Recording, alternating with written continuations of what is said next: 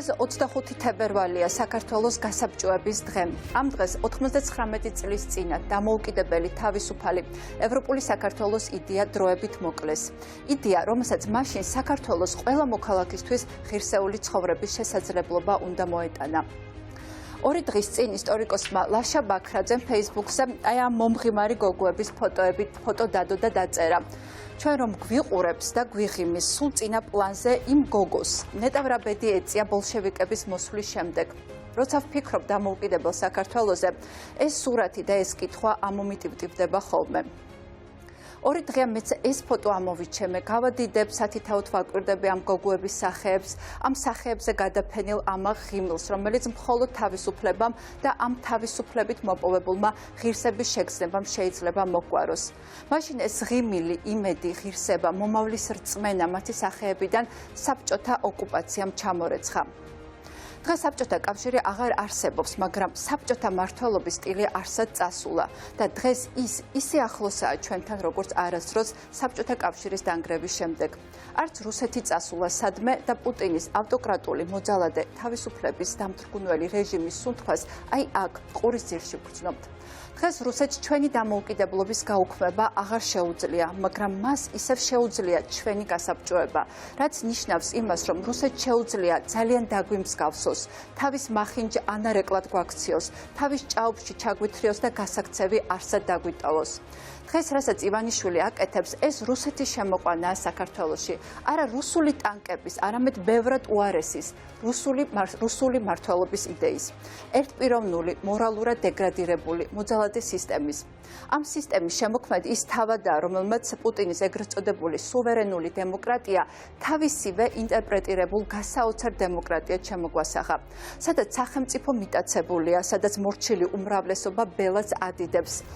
ხოლო ადამიანებს უსუსურობისა და უძლურობის განცდა აქვთ, სადაც ღირებულებების სრული ეროზია, სადაც ივანიშვილის პროპაგანდის ყველაზე დიდი ცინიზმი არის ის, რომ ის სიტყვებს, ცნებებს, ტერმინებს გამოშიგნავთ, მას პირვანდელ მნიშვნელობას უკარგავს და ამით რეალობის შეცვლას ცდილობს. მაგალითად, რამ შეიძლება მეცნიერს იმაზე უფრო მეტად დაუკარგოს მნიშვნელობა, ვიდრე მეცნიერებათა აკადემიის მიერ ივანიშვილის მეცნიერებად მოხსენიება. ან რამ შეიძლება დაუკარგოს ფასი ისეთ ცნებებს, როგორიც არის ღირსება და სამშობლოსათვის თავგანწირვა, თუ არა თაღლითი ოლიგარქის 16 თაყაიშვილთან შედარება. ეს ის ქვეყანაა, სადაც წესიერ ადამიანებს შეიძლება ამორალური ეძახო, ამორალურს კი წესიერი, მოღალატეს პატრიოტი, პატრიოტს კი რუსეთის აგენტი. ხოლო როცა სიტყვებმა დაკარგეს ფასი, მართლაც არაფერია იმაზე სწორი, ვიდრე საბჭოთა კომპარტიის ყრილობებს დამსგავსებული პარლამენტის ხდომაზე საბჭოთა კავშირის ჰიმნის გაჟღერება და ამით იმ საფრთხის ჩვენება, რომლის წინაშეც რეალურად აღმოვჩდით. მაგრამ რაც ყველაზე მთავარია და ყველაზე დიდი ცინიზმია, ქართულმა ოცნებამ ნამდვილი ოცნება წაგვართვა. მაშინ როცა ივანიშვილმა გვითხრა, რომ ერთი პატარა უპრეტენზიო სოფელი უნდა ვიყოთ, რომელიც დასავლეთსა და რუსეთს შორის ურთიერთობებში პრობლემას აღარ უნდა წარმოადგენდეს. როცა გვითხრა, რომ ამ ქვეყანაში სამუშაო ადგილები კიდევ 10-20 წელი არ შეიქმნება და ევროპაში იაფ-მუშახელად უნდა დავსაქმდეთ. როცა გვაგრძნობინა, რომ არა უბრალოდ სოფელი ვიქნებით, არამედ რუსეთის ჩამორჩენილი პროვინცია, დაცარიელებული, უპერსპექტივო და უმომავლო, რომელსაც ყოვლის შემძლე ფეოდალი განკარგავს. მაგრამ 99 წლის წინ ამ ახალგაზრდა ქალებს ჰქონდათ ოცნება. 20 ივნის რუსთაველის გამზირზე გამოფენილ ამ ახალგაზრდა გოგო ბიჭებსაც იგივე ოცნება აქვთ და ეს ოცნება დღეს არა მხოლოდ ფორმალური დამოუკიდებლობა, არამედ ევროპულ ღირებულებებზე დაფუძნებული თავისუფალი ქვეყანა, რომლის ადგილი დასავლეთშია და არა საბჭოეთში ჩარჩენილ რუსეთთან, სადაც ვერავინ გაგვიბედავს კითხრას, რომ მონობა თავისუფლება, უმეცრება კი ძალა. ეს არის ღამის მთავარი, მე ეკაკვესიტაძე ვარ.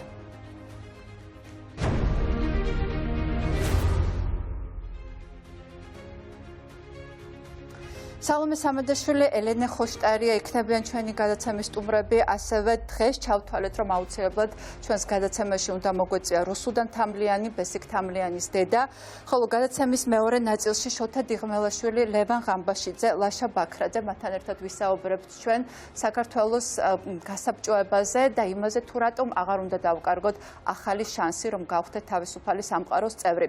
მანამდე კი დღეს მგონია, რომ უნდა გავიხსენოთ რა მოხდა 20 ივნის როგორ ჩამოვიდა გავრილოვი და როგორ დაიწყო 20 ივნისის აქციები.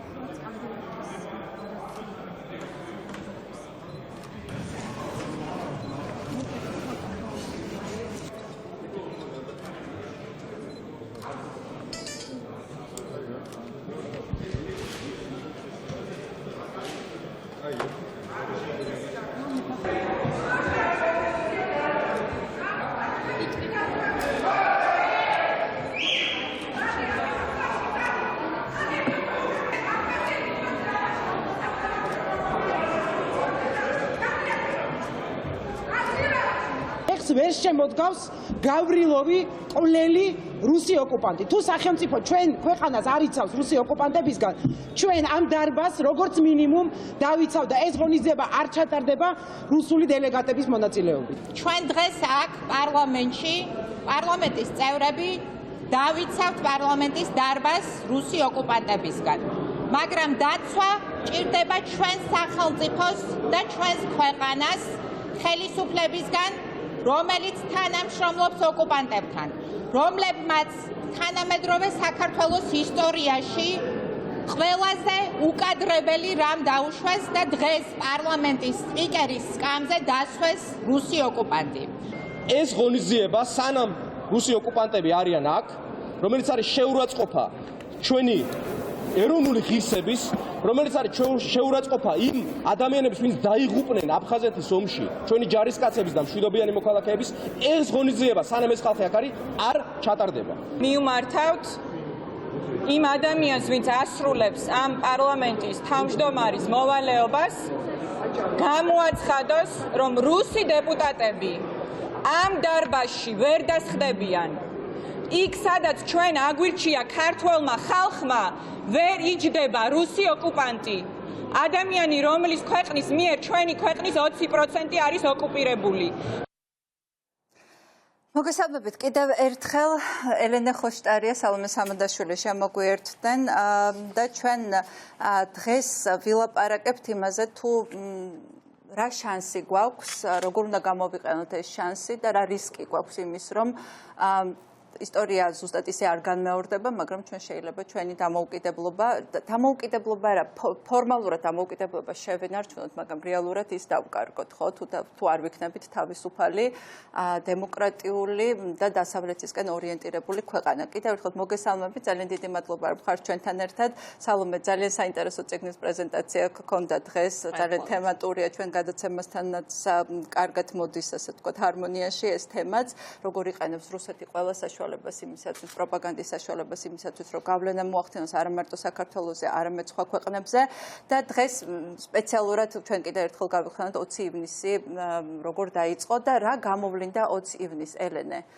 რა რისკები დავინახეთ ჩვენ რეალურად და რა საფრთხის წინაშე აღმოვჩნდით? ჩემთვის სიმართლე რო გითხრათ, აი ხა თქვენ ესე ჩამოაყალიბეთ კითხვა, რომ აი რა შანსი გვაქვს, რომ შევინარჩუნოთ დამოუკიდებლობა. მგონი ამ და ზოგჯერ შეიძლება უტრირებულად ჟღერდეს ხოლმე, ხო? ან პათეტიკურად, რომ აი რაღაც დროს საბჭოთა კავშირის საფრთხე, ან რაღაც დროს დამოუკიდებლობის საფრთხეა და ზოგჯერ ეჩვევიან, რომ ეს თითქოს უკვე გარანტირებულია ყველაფერი და მე არ ვემხრობი არც პათეტიკას და არც უტრირებას და რა თქმა უნდა ჩვენ ახლა არც საბჭოთა კავშირში ვცხოვრობთ და არც იმ ხარისხის ტოტალიტარულ სახელმწიფოში, მაგრამ ჩვენ თუ არ დავინახეთ დიდი ხაზი ჩვენი სახელმწიფოებრივი პასუხისგებლობის, რომ ეს დამოუკიდებლობა იყო ძალიან დიდ ფასად მოპოვებული, რომ რუსეთი დღეს სხვა მეთოდები და მეთოდებზე სალომე ისაუბრებს არაჩვეულებრივად, იმიტომ რომ წიგნი სწორედ ამას ეხებოდა მისი გამოცემული წიგნი დღეს ძალიან კარგად ახსნა სალომემ და მატონმა ლევანმა, რომ ფარული ომი რა საფრთხეებს შეიცავს, მათ შორის სუვერენიტეტის დაკარგვის, დამოუკიდებლობის დაკარგვის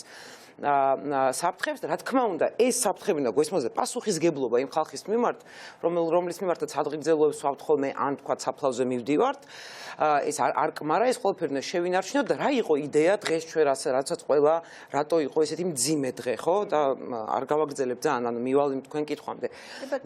რა იყო მთავარი იდეა? მთავარი იდეა იყო ის, რომ ჩვენი სახელმწიფო უკვე იდგა ევროპის გზაზე. ჩვენ თუ წავიკითხავთ დისკუსიებს, რაც იმართებოდა 18-21 წლებში. ჩვენ თუ შევხედავთ თვითმმართველობის კუთხით, ადამიანის უფლებების კუთხით, რა ტიპის კონსტიტუცია გქონდა, ქალების უფლება ნიუანსებშიც კი, რა ტიპის პოლიტიკური კულტურა იყო, რა ტიპის პოლიტიკური ელიტა იყო, რა ტიპის სამხედრო ელიტა იყო, ხო? ეს ის, ანუ ჩვენ ამ რელსებზე ვიდექით უკვე, ჩვენ სამხედრო დახმარებაც კი ნაწილობრივ, თქვათ, აქან ევროპიდან მოდიოდა, დავდიოდით, რომ აზნები გვეყიდა, ანუ ის ყველაფერი, რაც თითქოს გონია, რომ როგორ შეიძლება, რომ ესე ყოფილიყო მაშინ ესე ახლოს, ეს ყველაფერი ქონდა და მიუხედავად ამისა, ეს სახელმწიფო დავკარგეთ და არა მარტო დავკარგეთ, თაობები გაიჩეხა, რომ არ დაგვებრუნებინა, იგივე ტიპის დისკუსიები თავისუფლებაზე, დემოკრატიაზე, განვითარებაზე, განათლებაზე, რაც მაშინ 18-21 წლებში ხდებოდა. მაგრამ ჩემთვის 20 ივნისი და კიდევ ერთხელ არ მინდა პათეტიკურად ჟღერდეს ეს ყველაფერი. აი ამ მთელ სურათში თუ შევხედოთ, 20 ივნისი იყო არა საფრთხეების დღე, ეს საფრთხები ჩვენ ვიცოდით. 20 ივნისი იყო საქართველოს ღირსების ტესტის დღე. ოღონდ პირველ რიგში არც პოლიტიკოსებისგან, არავისგან, იმ ხალხისგან, რომელმაც უბრალოდ ყველაფერი დაყარა და გამოვიდა რუსთაველზე და პირველი სტატია, რომელიც დაიწერა, მე მახსოვს, ეს იყო, რომ საქართველოს ჩააბარა ღირსების ტესტი და მე მინდა გითხრათ, რომ საქართველოს ჩააბარებს თუ არა ღირსების ტესტს ყოველ ეტაპზე, ამას არ განაპირობებს არც მილიონიანი დახმარებები, არც განცხადებები, არაფერი. ეს არის ჩვენი საქართველოს მოსახლეობის მდგომარეობა და ჩვენ არაერთხელ ვაჩვენეთ, რომ იგივე დღეს ინციდენტი ლავროვთან, იგივე იყო. რა ვანახეთ ლავროვს და მე იგივე თქვა Facebook-ზე რაც ხდება რეაქცია, ვანახეთ, რომ ლავროვი რატო არ ჩამოდის საქართველოში და ვერ ჩამოვა საქართველოში. იმიტომ კი სახელმწიფომ დაგვაყენა, მთავრობამ დაგვაყენა ამ საფრთხის წინაშე, რომ კიდევ უფრო დიდი შეურაცხყოფა მოგვაყენოს და ლავროვი ჩამოიყვანოს, მაგრამ ისინი ხვდებიან, რომ ეს არ გამოუვათ, იმიტომ რომ ქართული საზოგადოება აბსოლუტურად პრინციპულია ამ ფუნდამენტურ ფასეულზე. მეორეა ჩვენ მე პოლიტიკოსები ამ დაკვეთას როგორ შევასრულებთ. უკვე ამ თემებზეც ვილაპარაკეთ, მათ შორის ზალკალიანის განცხადებაზე, მათ შორის იმ ინციდენტზეც, რომელიც მოხდა ლავროვმა, როგორ მოიხსენია ქართული ჟურნალისტები, როგორ თქვა, მარო თქვენ გიჟები ხართ გოგონებო, ხო? ეს ავადმყოფები ხართ.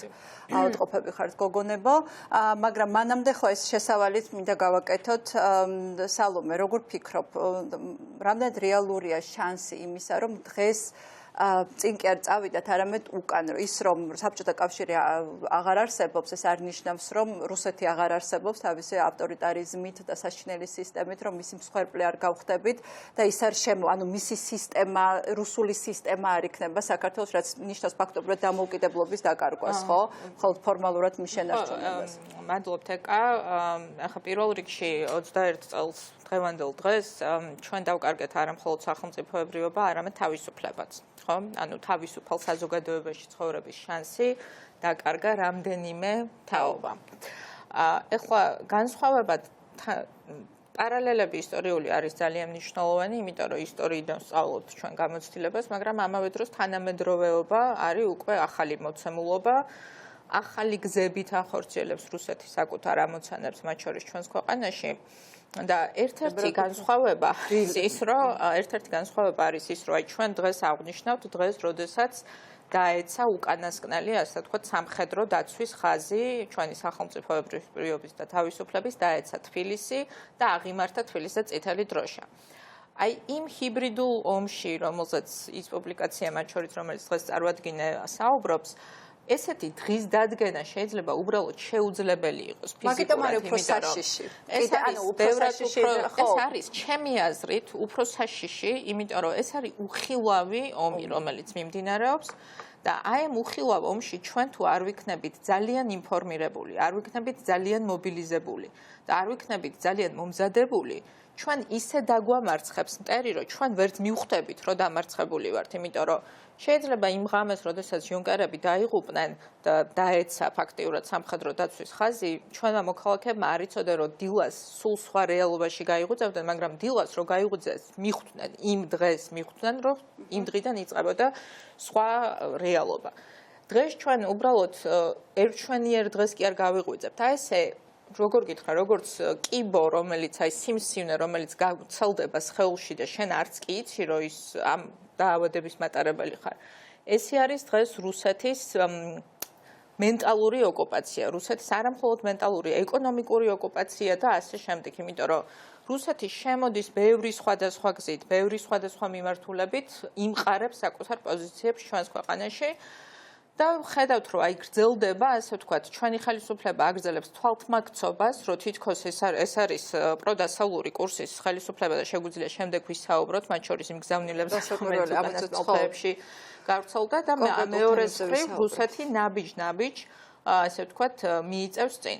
ეხლა აქ ძალიან დიდი განსხვავება არის, რა თქმა უნდა, ჩვენ არ ვართ დღეს საქართველოს როგორც სახელმწიფო არ არის იქ, სადაც იყო 21 წელს, ჩვენ დღეს გვაქვს ძალიან მყარი პოზიციები, მათ შორის საერთაშორისო ფრონტზე და რაც ძალიან მნიშვნელოვანია, ის გამოწვევები, რომლის წინაშე ჩვენ ვდგავართ, უკვე ამ გამოწვევებს ხედავენ ჩვენი დასავლელი პარტნიორებიც, იმიტომ რომ რუსეთი ისეთივე მეთოდებით ებრძვის დასავლეთს, რა მეთოდებსაც იყენებს საქართველოში, ეს არის პირველ რიგში ჩამოშლა აი იმ დემოკრატიული ღირებულებების, რაზეც დგას დასავლური სამყარო. ამიტომ ბრძოლა თავისი შინაარსით დღეს არ განსხვავდება, ასე ვთქვათ, იმ ბრძოლისგან, რომელიც მაშინ იყო, იმიტომ რომ ვიბრძვით პარალელებს და ამიტომ გადავწყვეტე, რომ დღეს ამ თემაზე გველაპარაკა. ვიბრძვით თავისუფლებისთვის და როდესაც სახელმწიფოებრიობაზე ვსაუბრობთ, საქართველოს მოქალაქეების დიდ უმრავლესობას სურს იცხოვროს ქვეყანაში, რომელიც იქნება დაფუძნებული გარკვეულ ღირებულებებზე და ეს ღირებულებები ჩვენ ავირჩიეთ, ეს არის დასავლური ღირებულებები და სახელმწიფო როგორც ესეთი არსებობს სხვადასხვა ტიპის სახელმწიფო, რუსეთიც თავად სახელმწიფოა, მაგრამ ჩვენ თქვით უარი, რომ ვიცხოვროთ იმ სახელმწიფოში, როგორი სახელმწიფოც არის დღეს რუსეთი და ჩემ წიგნში მათ შორის ძალიან ბევრი დრო დავუთმა მე აღწერას რა ხდება რუსეთში იგივე სიტყვის თავისუფლებასთან დაკავშირებით. ამაზეც მინდა ვილაპარაკოთ, იმიტომ რომ შეიძლება ვიღაცა ადამიანმა იფიქროს, რომ აი ახლა ამდენი ბრძოლის ფასად ღირს, რომ თქვა ჩვენ რუსეთს ამდენი ვებრძოლოთ, ამდენი ენერგია დავხარჯოთ, რომ მისგან დისტანცირდეთ და მაინდა-მაინც რატო გვინდა დასავლეთთან, ხო? ვიღაცებს უნდა აუხსნათ, როგორ აისახება რუსეთის შემოსვა, ტანკებით შემოსვას არ ვამბობ, მე ვგულისხმობ მართლობის რბილად შემოსვას, ანუ მისი მართლობის სისტემის იმპორტს, რაც მას უნდა საქართველოში, თორე ხა მიერთება, ესე ალბათ არ მოგთხოვს, რომ ეხა რუსეთი შეუერთდეს საქართველოს. აი, რატომ არის საშიში თვითეული ადამიანისთვის, მათ შორის არა მხოლოდ მათთვის, ვინც ან ჟურნალისტი, ან პოლიტიკოსია, არამედ ჩვეულებრივი ადამიანებისთვის რატომ არის ეს საშიში ამაზეც მინდა ვილაპარაკოთ. აი ძალიან საინტერესო არის მე სალექციო კურსს ვკითხულობ, რომელიც შეეხება ცენტრალურ და აღმოსავლეთ ევროპის უახლეს პოლიტიკურ ისტორიას და ევროკავშირში ინტეგრაციას და ძალიან საინტერესო იყო, როდესაც ჩემი სტუდენტები თვითონ აკეთებენ დასკვნას, როდესაც ჩვენ ვსაუბრობთ საბჭოთა პოლიტიკურ სისტემაზე, თვითონ აკეთებენ დასკვნას, რომ დღევანდელი რუსეთის პოლიტიკური სისტემა არის ანალოგი რეალურად საბჭოთა სისტემის თავის შინაარსით, იმიტომ რომ საბჭოთა კავშირში სტარდებოდა არჩევნები, ხო და იქაც არსებობდა კონსტიტუცია. და მე თვითონვე აკეთებენ ეს ახალგაზრდები ანალოგიას, მე სხვათა შორის ვერიდები შიდა პოლიტიკურ საკითხებზე სტუდენტებთან არ სურს ხოლმე საუბარი, იმიტომ რომ იმაჩნია აკადემიურ სივრცეში, რომ ამის ადგილი არ არის. თვითონ აკეთებენ დასკვნას, რომ ჩვენი ქვეყნის პოლიტიკური რეალობა ემსგავსება ყოველდღიურად აი სწორედ იმ მახინჯ ფორმას ქვეყნის პოლიტიკური მართვის, რომელიც არსებობდა საბჭოთა კავშირში, სადაც იყო რა იყო ხო მთავარი უბედურება, რომ ორი პარალელური რეალობა იყო, ანუ იყო რეალობა, რომელიც იყო ასე ვთქვათ, რაღაცა მოჩვენებითი რეალობა და შემდეგ ნამდვილი რეალობა. აი ასეთი სისტემა შექმნა ბიზინა ივანიშვილმა რეალურად ჩვენს ქვეყანაში, სადაც აცხადებს, რომ არის დემოკრატია, ესე იგი ჩვენ დემოკრატიული არჩევნები უნდა ჩავატაროთ, მაგრამ მე გადავწყვიტავ, შენ როგორც პოლიტიკოს გაგიშვებ ციხეში თუ მოგცემ უფლებას მიიღო არჩევნებში მონაწილეობა. მე განსვაზღვრავ, რომელი საარჩევნო სისტემით უნდა ჩავატარო არჩევნები, რომ უზრუნველყო ჩემი ინტერესების დაცვა. მე განსვაზღვრავ, რომელი საინფორმაციო საშუალებამ უნდა იმუშაოს ისე, რომ ხელი მას არავინ არ შეუშალოს და რომელს უნდა შეუშალო ხელი. მე განსაზღვრავ, რომელი უფლება რეალურად კონსტიტუციით, რომელიც რეალურად თვითონ ყველასთვის არის დაცული, რეალურად არის თუ არა დაცული. ეს ორმაგი სტანდარტების ტყუილის და სიცრუის ესეთვის სამყარო, რომელიც იყო საბჭოთა კავშირი, არის დღევანდელი რუსული პოლიტიკური სისტემა.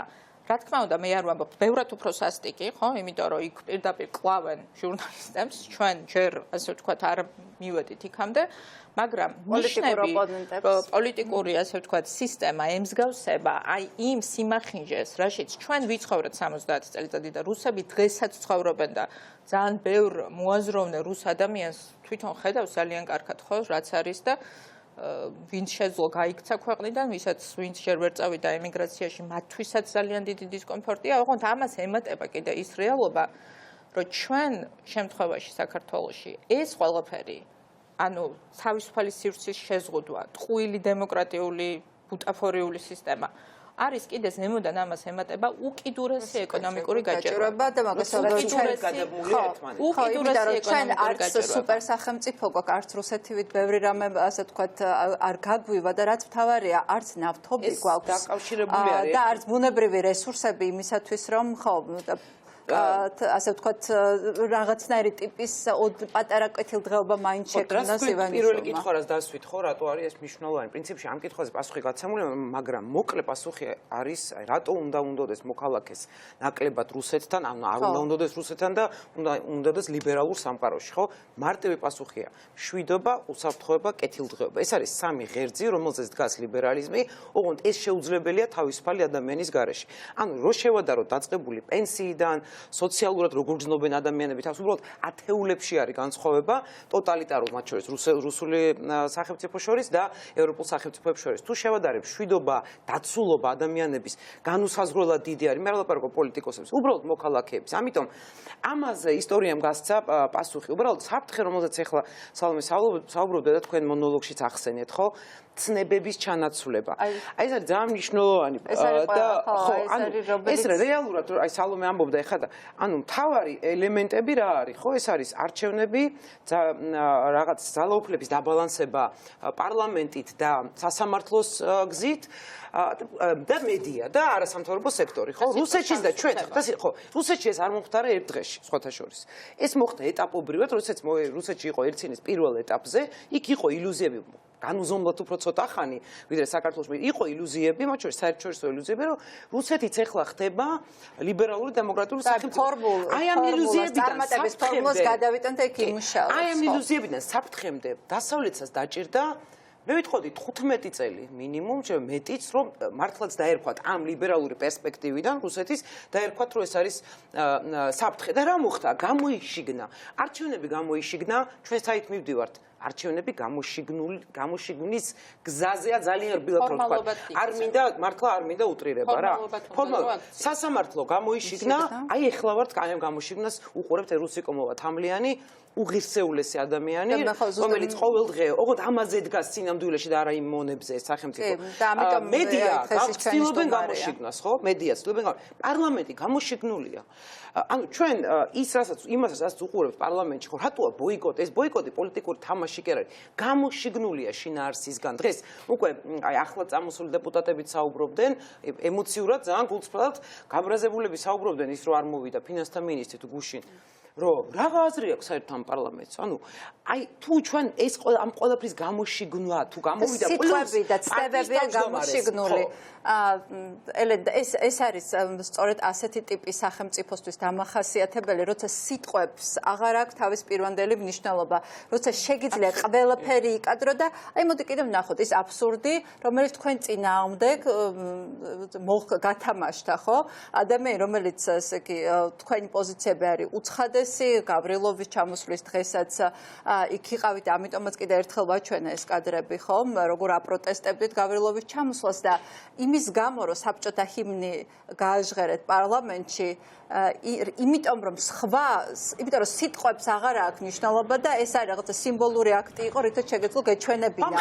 ხო, ცხადია, ხო, პროტესტის ბოლო ამას მოყვა სამარცხვინოდ დაგეგმილი კონტრაქცია, თან ისე დაგეგმილი, რომ არც კი გააგებინეს, იმდენი პატივიც არ სცეს ამ მობილიზებულ რაღაცა ახალგაზრდულ ფრქას პარტიულს, რომ ეთქვათ სად მიდიან და რას აპროტესტებენ. ეს დამახასიათებელი ადამიანის პატივცემულობა, ანუ თავისივე მომხრეებს ბიზნესმენში პატივს არცევს. ანუ თავის დეპუტატებს როგორ ემხრა, ამ ადამიანებს მართლა ყოველდღე რო აგზავნის ამ ოფისთან თუ რო დადიან და იწახიან მართლა გაუაზრებლად ერთთან მქონდა საუბარი კამერების მიღმა და აი გადავიხდეთ ბოლოს ერთმანეთს. აპროტესტებენ ბოლოს და არა, მაგაზე ხო ფერესას თავი თავი დავანებო, თქვა შეეშალათ.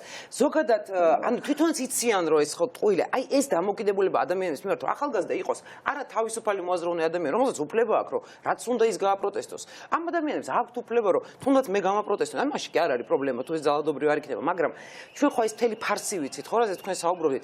ეს ეპყრობა ამ ხალხს, ახალგაზრდებს იმას კი არ ეუბნება, რომ ხალხო გაძლევთ სივრცეს, რომ იაზროვნოთ და განათლება მიიღოთ, არა ეუბნება, რომ აი ხლა მე როგორც რაღაცა სტატისტიკურ ერთეულს გაგზავნი იქ. თავის მაჟორიტარებს როგორ მოექცა. აი ხან ერთ დღეს ეს უნდა შავზე უნდა თქვა შავია, მეორე დღეს უნდა თქვა შავზე თეთრია და მე მგონია რომ რაღაცა სიამოვნებას წიღებს ამისგან თავის მენტალურით.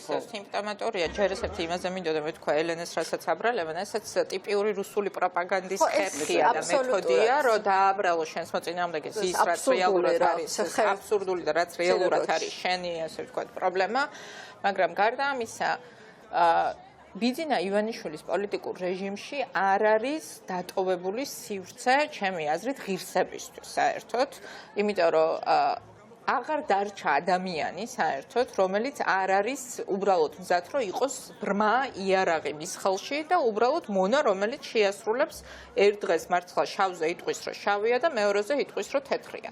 ყველამ დააკვირდით, ანუ ჩამოშლის პროცესი რატომ იდის, იმიტომ რომ ელემენტარულად ადამიანს, რომელსაც საკუთარი თავის პატივისცემა შერჩა, აღარ აქვს რესურსი, რომ დარჩეს ამ რეჟიმის სამსახურში, ხო? მე არ ვსაუბრობ ახლა რიგით თანამშრომლებზე, ვსაუბრობ პოლიტიკოსებზე, ვსაუბრობ იმ ხალხზე, ვინც საზოგადოება უნდა დაარწმუნოს ბიძინა ივანიშვილის სახელით რაღაცაში. მორალური, ასე ვთქვათ, ავტორიტეტი კი არა, ღირსების შენარჩუნება არის შეუძლებელი და ესე იყოს სხვათა შორის საბჭოთა კავშირიც. რატო არის ჩვენ დღეს ბევრი საუბარი გქონდა იმაზე, აი წარსულთან როგორ უნდა გქონდეს დამოკიდებულება. არავინ არ ეჩის ადამიანებს კონკრეტულად, მაგრამ ის სისტემა იყო ესეთი, რომელიც არ უტოვებდა ადამიანს იმ სივრცეს, სადაც შეიძლებოდა ღირსება შეგენარჩუნებინა და გაგეგრძელებინა რეჟიმის სამსახური და აქ მივიდა ივანიშვილი რეალურად უკვე ჩემი შეხედულებით. თუ შეიძლება პატარა ისტორიას გავაკეთებ ობიექტურობის, ჩემი აზრით, აი ამ ადამიანს რო პატივს არცემ და ღირსება რო არ აქვს ადამიანს, ამ სისტემიდან გამოსვლას მე იმიტომ ვთქვი, რომ 18-21 წელს გაწყვიტეს რაღაცა გენეტიკურად ჩვენ ხო თაობები, რომ მე მაგალითად არ უნდა გავჩენილიყავ, იმიტომ რომ ბაბუაჩემი დაიხრვიდა ისე რომ მამაჩემზე ჯერ კიდევ ურსულად იყო ჩემი ბები. ანუ არ უნდა გაჩენილიყო რაღაცა ტიპის თაობა, ხო და ეს ხო ჩვეულებრივი გენოციდი იყო, ხო? აქედან გამოსვლა არ ხდება ერთ დღეში. ჩვენ 70 წელზე ბევრად მეტი დავხარჯეთ, იმიტომ რომ რისი თქმა მინდოდა სალომე, რომ ჩემი აზრით, ზუსტად ის არის ისკენ ჩვენ მივუტვით 30 წლის განმავლობაში ჩვენ დამოუკიდებლობის რამდენიც არის. აი ამ ღირსების პრობლემა ადამიანებს მუდმივად ქონდა ჩევარდნაძის დროსაც, ჩვენი ხელისუფლების დროსაც, სხვადასხვა ადამიანებს, სხვადასხვა ჯგუფებს და სწორედ ამისგან საწინააღმდეგო მიმართულებით უნდა ვიაროთ, რომ რაც შეიძლება არც ერთ მინიმალურ რაოდენობა ადამიანს ქონდეს ღირსების შეგრძნება და ამას რა უზრუნველყოფს? სამართლიანი პოლიტიკური სისტემა, სასამართლო, ანუ როდის აქვს ადამიანს ღირსების შეგრძნება, როდესაც სასამართლოში თავისი სიმართლე შეუძლია დაამტკიცოს, მაგრამ ეხლა ჩვენ უარეს საფრთხისკენ ვართ. წინ კი არ მივდივართ, კი არა, საბჭოთა კავშირიდან გამოსვლის პროცესში კი არა ვართ, თუნდაც მტკივნეულში. არამედ დავინახეთ მართლა საფრთხები უკან შესვლის და დავასრულებთ ერთი მინდა ურჩიო მაყურებელსა თქვენ თუ არ მოგისმენთ, ჰოლოკოსტის აღნიშვნის დღეს იყო ერთ-ერთი გამოსვლა, გვარი არ მახსოვს, ერთ-ერთი ჰოლოკოსტის გადარჩენილის, ჰოლოკოსტის ანუ მაშინ ყოფის რომელმაც ძალიან ესეთი შთამბეჭდავი სიტყვა იყო და ამ ეს სიტყვა აგო როგორ ის უბრალოდ ყვებოდა როგორც ამბავს თავისი ცხოვრების, როგორ მოდიოდა ეს ნაციზმი მის კარამდე. და როგორ შეუმჩნეველი იყო. ჯერ იყო რაღაცა სკამიო საჯარო სივრცეში, სადაც ებრაელი თუ დაждდებოდა, იტყოდნენ რომ რაღა აქვს და დაждდეს სხვაგან დაჯექი. და აი ეს აღარ აღწერ ბოლომდე ეს ნელ-ნელა როგორ შევიწროვდა მათი არსებობის სივრცე და რა იყო მისი გზავნილი ახალგაზრდებს მიმართა, რომ დღესაც ხალხნო და ზოგადად მოქალაქეებს არ გეგონოთ, რომ ესეთი ტიპის თავისუფლების წართმევა წარსულს ჩაბარდა. ეს შეიძლება ნებისმიერ დროს მოხდეს, იმიტომ რომ თავისუფლება არ არის რაღაცა, რაც მუდმივად შენ უბრალოდ გაჩუქა მამან, დედან, ან ბებიან, გინდა დახვეტილმა, გინდა ნაბრძოლმა და ნებისმიერმა ნაშრომმა. ეს არის რაღაცა, რომელიც მით უმეტეს ჩვენი ტიპის ტრადიციის ქვეყანაში არის მოსაპოვებელი ყოველდღიურად. აი რუსუდან თამლიანი, ბაჩო თამლიანი, ის ორი გარემოვაჭრე და რა ვიცი, ყველა არ მახსენდება ეხა ცხადია. ეს არის ნათია კაპანაძე დღეს აჭარის ჟურნალისტები და ასე შემდეგ. ეს არის ადამიანები, რომლებიც სინამდვილეში აი აშენებენ აგურაგურ ამ ქვეყანას უბრალოდ ჩვენ პოლიტიკოსებს გვაქვს პასუხისგებლობა ვალდებულება რომ ამ ადამიანებისთვის ეს პოლიტიკურად ტექნიკურად ეს პოლიტიკური სისტემა შევქმნათ და ამ მოთხოვნას საზოგადოების ეგეთი ხალხის გავცეთ პასუხი. მე იმის დამატება მინდა რომ სწორი ხარ ნამდვილად ელენე, ანუ ეს პრობლემა ჩვენი პოსტსაბჭოთა ქვეყანაა, რა თქმა უნდა, ერთ დღეში და თუნდაც 10 წელიწადში ვერ შექმნი შენ იმას, რაც ასე ვთქვათ, საბოლოოდ უნდა იყოს შედეგი, თუმცა დემოკრატია არ არის საბოლოო შედეგი, ყოველდღიურად და ნებისმიერ რეალობაში მას სჭირდება ასე ვთქვათ, შეკეთება თუ შენარჩუნება და სხვათა შორის ეს საფრთხე დასავლეთის წინაშეც დგას, ჩემი აზრით, მე მათ შორის ამაზეც ვსაუბრობ ჩემ წიგნში, რომ დასავლეთშიც მოეშვნენ, იცი, ცოტათი და ჩათვალეს, რომ აი ეს მათი თავისუფლება, ეს დემოკრატია, ეს ყველაფერი არის შეუქცევადი და რუსეთი ამით სარგებლობს ძალიან კარგად, იმიტომ რომ შენ როდესაც ჩათვლი, რომ ყველაფერი ასე ვთქვათ, მოგვარებული გაქვს, იქ ხარ სწორედ მოდუნებული და შესაძლებელია, რომ ტერმა ამით ისარგებლოს.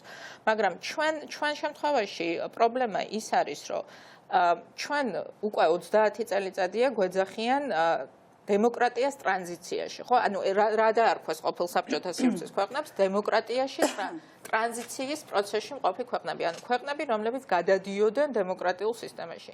ეს ნიშნავს ძალიან ბევრ ამას, რაც მათ შორის გეთანხმები ვერ მოახერხა ვერც ერთმა ხელისუფლებამ ჩვენს ქვეყანაში, მაგალითად, შემიძლია ვთქვა, ერთ-ერთი მთავარი კომპონენტი, რაც არის დემოკრატიული სახელმწიფოსი, დემოკრატიული ზედამხედველობა უშიშროების და უსაფრთხოების სექტორზე, მათ შორის უშიშროების, ასე ვთქვათ, სამსახურზე, მაგრამ გასული 8 წლის მანძილზე რა მოხდა? ანუ ჩვენ მივდივართ უკან, რეალურად, ჩვენ დაგვრჩა არც ერთი ნაბიჯი არ გადაგვიდგია წინ, ოღონდ ამას დაემატა კიდე ეკონომიკაში უკუსვა, ანუ სახელმწიფო დასუსტდა, ვერ გაძლიერდა ვერანაირი დემოკრატიული ინსტიტუტები, დასუსტდა სახელმწიფო, იმიტომ რომ მათ შორის ეკონომიკურადაც დასუსტდა სახელმწიფო და ეხლა ნახე რა ხდება.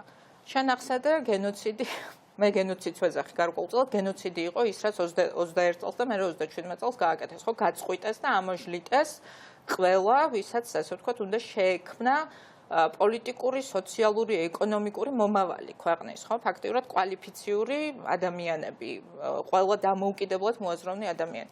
და ეხლა დღეს რას აკეთებს ვიძინა ივანიშვილი? ვიძინა ივანიშვილი გვეუბნება, რომ საერთოდ წადით ამ ქვეყნიდან, ვისაც არ გინდათ, აი, ჩემს ბოსტონში ცხოვრება, რომელიც გახდება საქართველო. თუ არ გინდათ, საერთოდ წადით ამ ქვეყნიდან, ანუ ჯერ ეს ერთი იზღუდება სივრცე, სადაც ადამიანს შეუძლია თვით რეალიზაცია ჩვენს ქვეყანაში, ეკონომიკა რო ვერ ვითარდება, დამოუკიდებელი ბიზნესი რო ვერ ვითარდება, ბიზნეს რო დაძდევს ხელისუფლება და ავიწროვებს და ფაქტიურად ხედავთ, რომ ბიზნესის დამოუკიდებლობაც აღარ არსებობს ხო ქვეყანაში, ანუ კონცენტრაცია ხდება არა მხოლოდ პოლიტიკური ძალაუფლების, არამედ ეკონომიკური ძალაუფლების კონცენტრაციაც ხდება და გამოდის ისე, რომ შენ თუ ხარ ბიძინა ივანიშვილი, მე ფაქტიურად აღარ მრჩება თვით რეალიზაციის შესაძლებლობა ქვეყანაში, თუ არ ვარ მზად, რომ რაღაცნაირად გავრიგდე გესმის აი იმ რეჟიმთან, რომელიც აქ შექმანი. და მაშინ უნდა წახვიდე ქვეყნიდან. ამას მოყვება ის, რაც დღეს ხდება ქვეყანაში, იმიტომ რომ ეს არ არის გამოგონილი თემა. ჩვენ რაზეც ვსაუბრობთ, მე მქონდა ემიგრანტების ჯგუფთან შეხვედრა სწორედ 2-3 დღის წინ. კვალიფიციური, მცოდნე ადამიანები მიდიან ქვეყნიდან, მუშაობენ სხვა ქვეყნებში და მოთხოვნა არის ანუ არის მართლაც ტვინების გადინება და მეტი ტვინების გადინება კი არ ხდება მარტო ქვეყანაში. ქვეყნიდან მიდიან, უბრალოდ მუშა ხელს ვკარგავთ ჩვენ.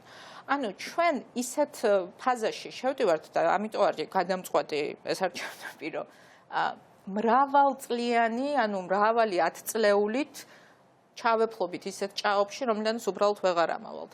და ეს არის შედეგი ამ ხელისუფლების, იმიტომ რომ შეცდომები ყველას ჰქონდა და არავის არ შეუქმნია, ასე ვთქვათ, აქ დემოკრატიული ოაზის ჩვენს სახელმწიფოში სამწუხაროდ არ უარსებია, ეს არის ჩვენი სამწუხარო ისტორია, არ არის ადვილი ტოტალიტარული სისტემის 70 წლიანი შედეგების აღმოფხვრა თუნდაც 10 მაგრამ ყველა მიუხედავად ამისა, შევარდნაძის ხელისუფლების ჩათვლითაც ამ გადასახედიდან ეს იყო წინ გადადგმული ნაბიჯი.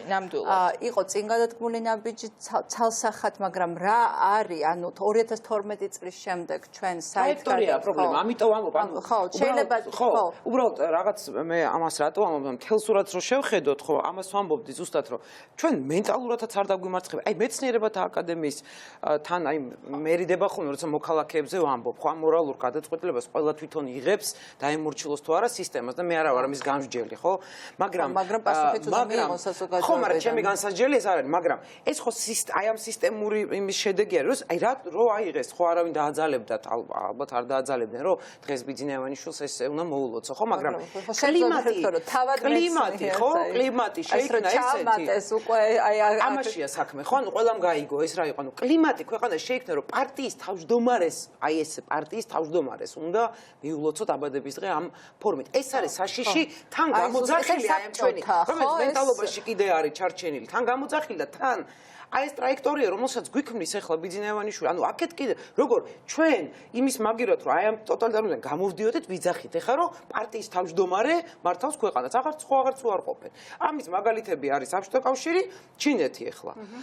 და ისიც კიდე იქაც კი ტრაექტორია არის ეკონომიკური თვალსაზრისით ყოველ შემთხვევაში სასაკვირველია, ხო, ამიტომ რა თქმა უნდა ეგ არის ყველაზე დიდი საფრთხე. ხო, და სწორედ ეს არის რომ არაფერზე არ დგას, ანუ იქ სადაც რაღაცა ხდებოდა ხო, ან იყო ძალიან დიდი რეპრესიული მანქანა, ხო და ძალიან წყობრი იდეოლოგია, როგორც იყო საბჭოთა კავშირი, და იდეოლოგიასთან ერთად, ნუ ეხლა თქვა ჩინეთზე თუ ვლაპარაკობთ, ხო, წარმოუდგენელი ეკონომიკური ზრდა, ხო? მაგრამ დღეს ივანიშვილი კიდე ერთხელ არაფერზე არ დგას, ანუ ეკონომიკა მას არანაირ თვალსაზრისით არ უმაგრებს ზურგს, უფრო პირიქით. კი, იმიტომ რომ თუნდაც რუსეთში, მიუხედავად იმისა, რომ რუსეთს შეექმნა სერიოზული ეკონომიკური განვითარების პრობლემები, მათ შორის დასავლური სანქციების შედეგად, მაინც რუსეთი იმდენად, ასე ვთქვათ, რესურსებით მდიდარი სახელმწიფოა, რომ ეკონომიკური ვითარება მაინც რჩება ისეთი, რომელიც, ასე ვთქვათ, არ მიდის იქამდე, რომ ჩამოიშალოს რეჟიმი. პუტინის ძალაც ხო იმაში არ ხო ვთქვათ, აი გამოკითხვებში ამბობს, ვთქვათ, შედარებით ახალგაზრდა, რომ აი დედაჩემი მეუბნებოდა, რომ პუტინამდე მაცივარს რო ვაღებდი, იყო ცარიელი, ხა მაცივარი არის სავსე. ანუ ამაზე დგას, ხო? ამიტომ არის ახლა ნახე რა ხდება, ანუ ჩვენ რო ვისაუბროთ მომავალზე და ახლა გვისმენენ ადამიანები და მე მგონი ისინი ალბათ შეიძლება ჩვენზე უკეთესადაც ხვდებიან რა პრობლემებთან აქვთ საქმე, მაგრამ ჩვენი ხედვა რომ განვიხილოთ აი მომავალი რატო არის ძალიან სახიფათო, ჩემი აზრით მართლა ძალიან სახიფათოა ივანიშვილი არც კი შეიძლება მე არ განვიხილავ საერთოდ იმას რომ ეს რეჟიმი დარჩეს ძალაუფლებაში შემდეგ არჩევნებზე, იმიტომ რომ სწორედ იმ მიზეზებით რომ არანაირი საყრდენი აღარ რჩება, ერთადერთი მექანიზმი რაც დარჩება ამას ეს იქნება რეპრესიული მანქანა. ანუ ჩვენ აქამდე თუ როგორ გითხრა, აი ცოტა ნელი ტემპით მივდიოდით, ხო, უკანი იმ უკუსლაზე, რასაც ჩვენ საუბრობდით დემოკრატიაზე და ასე შემდეგ.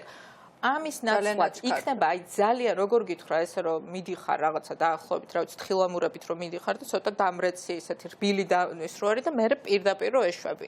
აი პირდაპირ გადავეშვებით ოფსკულში. და ამიტომ ახლა ძალიან აჩქარებულია სულა. და აქ ერთი რამე მინდა კიდე დავამატო და ამის პარალელურად რა ხდება? ჩვენი დასავლელი პარტნიორები გვეუბნებიან, მათ შორის დღევანდელი განცხადება ნატოს საპარლამენტო ასამბლეის წარმომადგენლის დიახ, ნატოს კარი ღია და ამისთვის თქვენ გჭირდება დემოკრატიული სისტემა.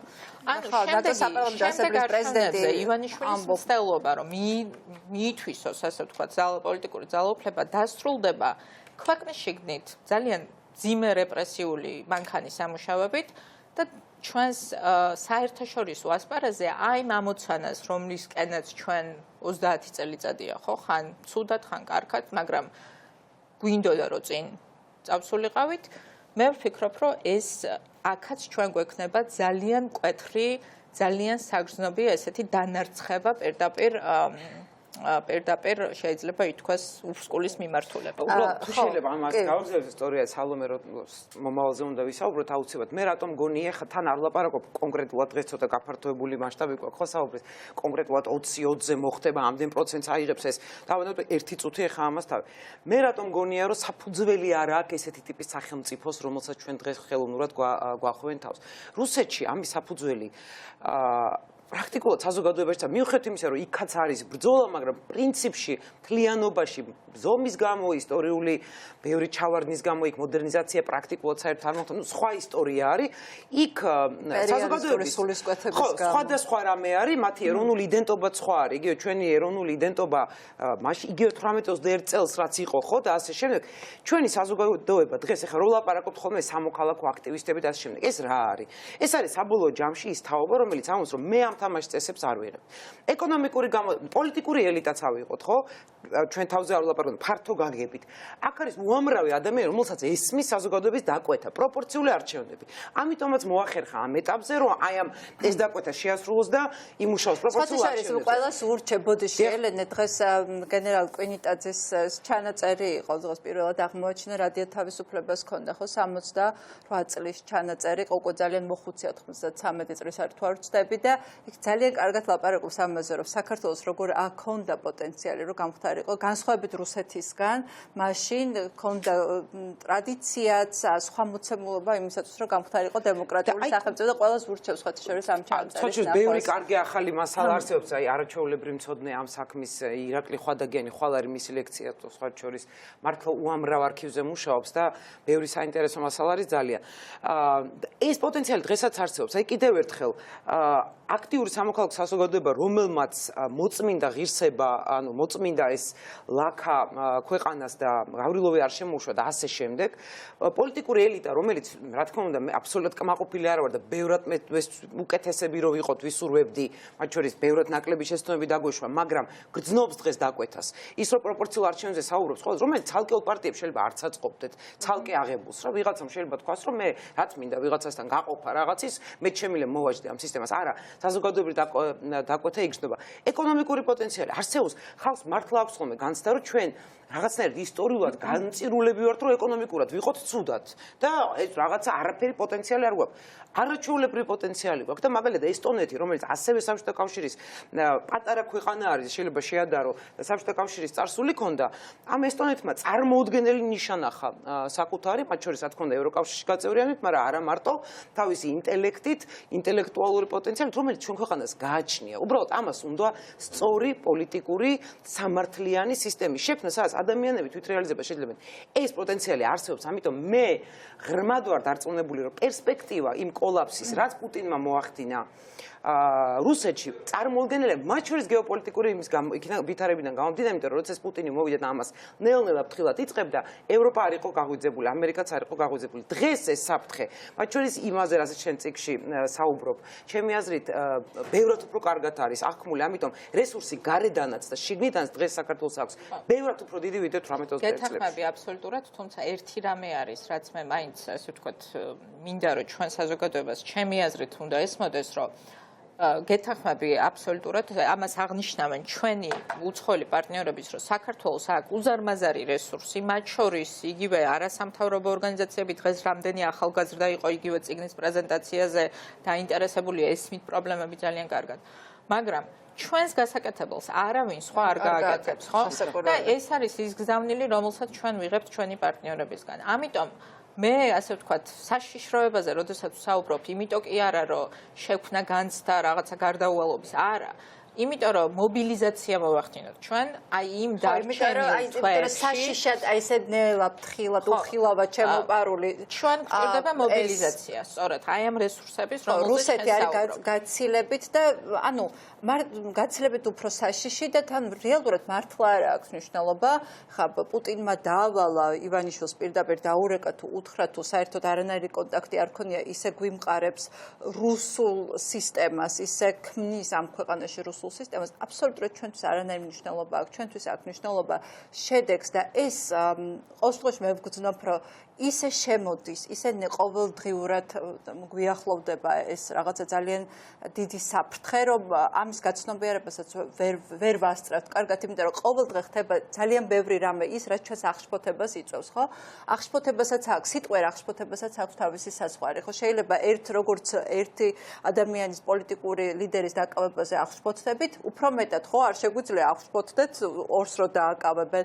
ანუ ძალიან გვფიტავს ისე იქცევა, რომ ამდენი თემით, რომელიც იწვევს მართლა ჩვენ ძალიან მძიმე გულისწყრომას, გვფიტავს, იმიტომ რომ უცებ ან ენერგია აღარ ყოფნის იმისათვის, რომ რეაგირება მოვახდინოთ, ან უბრალოდ მართლა გაოცებული ვრჩებით და არ გვეგონა თუ ასე გააკეთებთ. აი ამ გამოფიტვის პოლიტიკას, რომელსაც ეხლა ვხედავთ ძალიან მკაფიოდ, აი რა შეიძლება დაუპირისპირდეს? ხო, აი მე ვფიქრობ, რომ ორი რამ უნდა დაუპირისპირდეს. ერთი, საზოგადოებრივი აქტივობა, ანუ აი ეს მთელი ჩვენი რწყენები და რაც ესე ვთქვათ, დაგვიგროვდა უკვე მართლა ამ წლების მანძილზე, ეს ყველაფერი უნდა შევაგროვოთ და მივმართოთ იქითკენ, რომ უახლოეს არჩევნებზე იყოს ერთი უპრეცედენტოდ მაღალი აქტივობა ამ მრჩევლის, ანუ უნდა მოვიდეს ხალხი არჩევნებზე და უნდა ყველას ესმოდეს, რომ თუ არ მოდის არჩევნებზე, აძლევს შანსს ხელისუფლებას, ამიტომ მობილიზაცია არჩევნებისთვის, არჩევნებზე დამკვირვებლად წესვლა, ანუ ის, რასაც ქვია ინგლისურად civic duty, ანუ სამოქალაქო შენი ვალდებულებების საკუთარ თავზე აღება.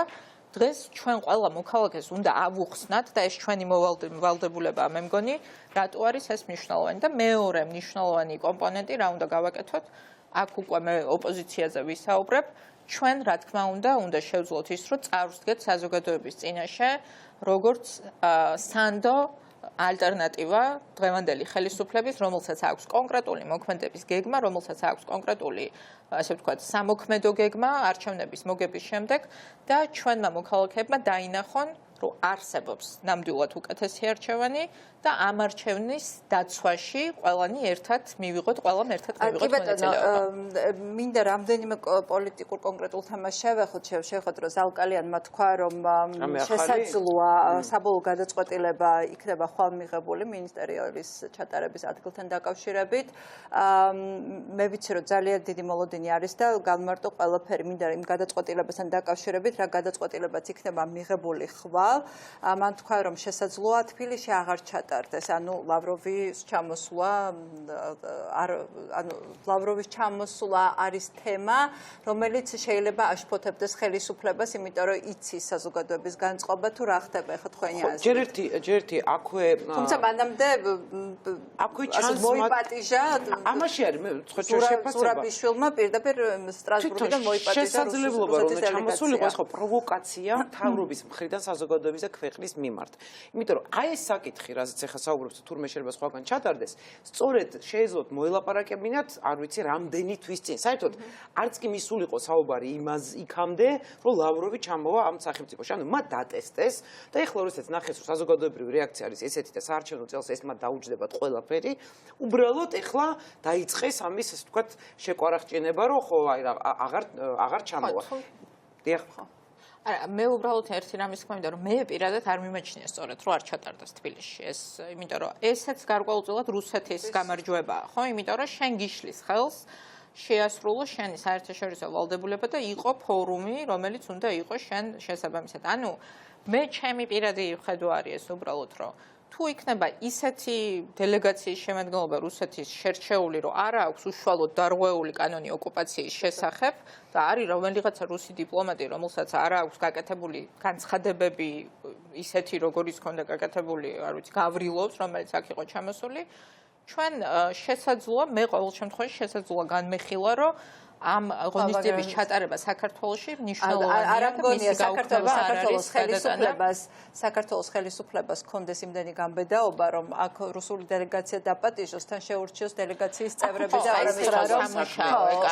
მთავრობასთან არა გვაქვს საქმე, რომელიც ფიქრობს, როგორ გამოიყენოს ყველა საერთაშორისო ბერკეტი და თან არ მიაყენოს, არ დაარღვიოს საქართველოს კანონი, ხო?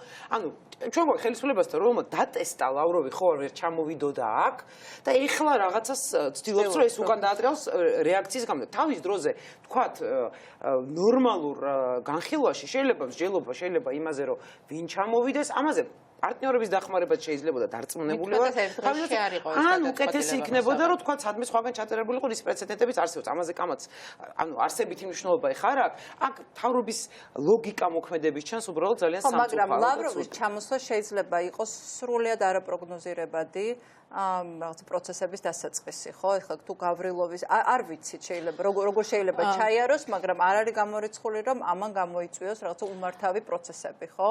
ამის საშიშრო საშიშროებას ალბათ როგორც მინიმუმ ხედავს ეს ხელისუფლება და შეეცდება რომ გონივრული ნაბიჯები გადადგას როგორც ანუ თავის რაღაც რაციონალურად თუნდაც თავისი ინტერესებიდან გამომდინარე ნახოთ ხვალ რა გადაწყვეტილება იქნება მიღებული. გარდა ამ საშიშროებისა მე რა მინდოდა მე თქვა მათ შორის რომ ვისაუბროთ უკანასკნელ კვირებში გზავნილებზე გახარიეს სარედაქციო წერილზე რომელიც ვაშინგტონში გამოქვეყნდა. პასუხი ასამბლეის პრეზიდენტმა დღეს რეალურად რა მოხდა რომ გასული თვეების მანძილზე ვფიქრობ რომ ბევრად უფრო ნათლად დაინახეს ჩვენმა პარტნიორებმა დასავლეთში და დაიწყეს ღიად საუბარი შეიძლება უკვე დიდი ხანი ამას ხედავდნენ და ამაზე არ საუბრობდნენ თუ რა ასე ვთქვათ შეშფოთებები არსებობს ბიძინა ივანიშვილის ხელისუფლებასთან მიმართებაში მათ შორის რუსეთის სტრატეგიული ინტერესების გაძლიერების თვალსაზრისით რეგიონში ეხლა დღეს ივანიშვილის მთავარი ერთ-ერთი ამოცანა როგორ ჩანს და ამისთვის იღწვის საერთაშორისოდ არის ამ იმიჯის როგორღაც ასე ვთქვათ გამოსწორება.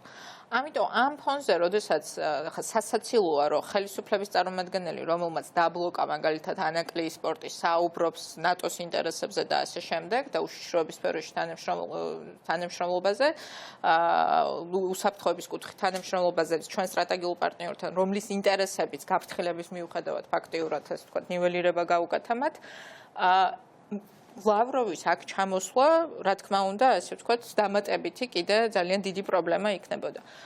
დღეს ბიძინა ივანიშვილი, რომელსაც მორყეული აქვს სრულიად იმიჯი დასავლეთში, ერთ-ერთი მთავარი კოზირი, ასე ვთქვათ, რომელსაც ის კიდე ცდილობს რომ გამოიყენოს, რომელიც რეალურად აღარ არსებობს მის ხელში, არის ის, რომ დახატოს, ასე ვთქვათ, იმიჯი ამ რეჟიმის, თითქოს ეს რეჟიმი რეალურად არის, ასე ვთქვათ, რუსეთისგან რაღაცნაირად შევიწროვების რეჟიმში. და რა თქმა უნდა, შესაბამისად ისინი თავის სტრატეგიას გეგმავენ იმგვარად, რომ საკუთარ ინტერესებზეც ფიქრობენ დასავლეთში საკუთარი იმიჯის გამოსწორების თუ შენარჩუნების, საკუთარი იმიჯის გადარჩენის კუთხით. თუმცა მე ვფიქრობ, რომ დღეს ამოწურული არის უკვე ის, ასე ვთქვათ, ვითარება, როდესაც რაიმე სახის PR სვლებით შეიძლება რომ ბიძინა ივანიშვილმა ვინმე გადაარწმუნოს მისი რეჟიმის რეალურ შინაარსში, მაგრამ ყოველ შემთხვევაში ამის მცდელობა რო აქვთ ამას ვხედავთ, ეს იყო ჩემთვის მათი გზავნილებით. ძალიან საინტერესოა რომ ესე იგი დღეს გამოქვეყნდა Washington Times-ში როგორც სალომე თქვენ თქვით გახარიას წერილი რასაკურველი დაფინანსებული წერილი, ანუ ეს როგორც ჩანს უკვე ლობისტები ამუშავდნენ. ნუ წერილი იყო იმის შესახებ, რომ საქართველოს აქვს თავისი ამბიციები და კაფეო ამბიციები. არიან ეგეთ სტატიები უკვეთონ და რასაკურველია. რას ჩვენ ხო ვიცით Facebook-მა ხო თქვა, რომ რეალურად Facebook-ში ქართული ოცნება ეწეოდა ანტი-ამერიკულ პროპაგანდას. და ეხლა რომ უწევთ მათ გარეთ თუ შიდა პრესის ქვეშ ამის გაკეთება, ჩვენ ამას ყოველთვის გამოვიყენებთ, ეს სტატიები რაც მეტი დაგროვდება კი ბატონო, ნატო რომ საქართველოს აქვს კაფეო მიზანი გაწევრიანდეს ნატოში და ნატომ ბოლოს და ბოლოს უნდა გაუღოს მას კარები. ამაზე ნატო საპარლამენტო ასამბლეის პრეზიდენტის პასუხი იყო ასეთი, რომ მომავალი საპარლამენტო არჩევნები საქართველოსთვის არის შანსი, რომ დაამტკიცოს თავისი ერთგულება ამ ღირებულებებისადმი.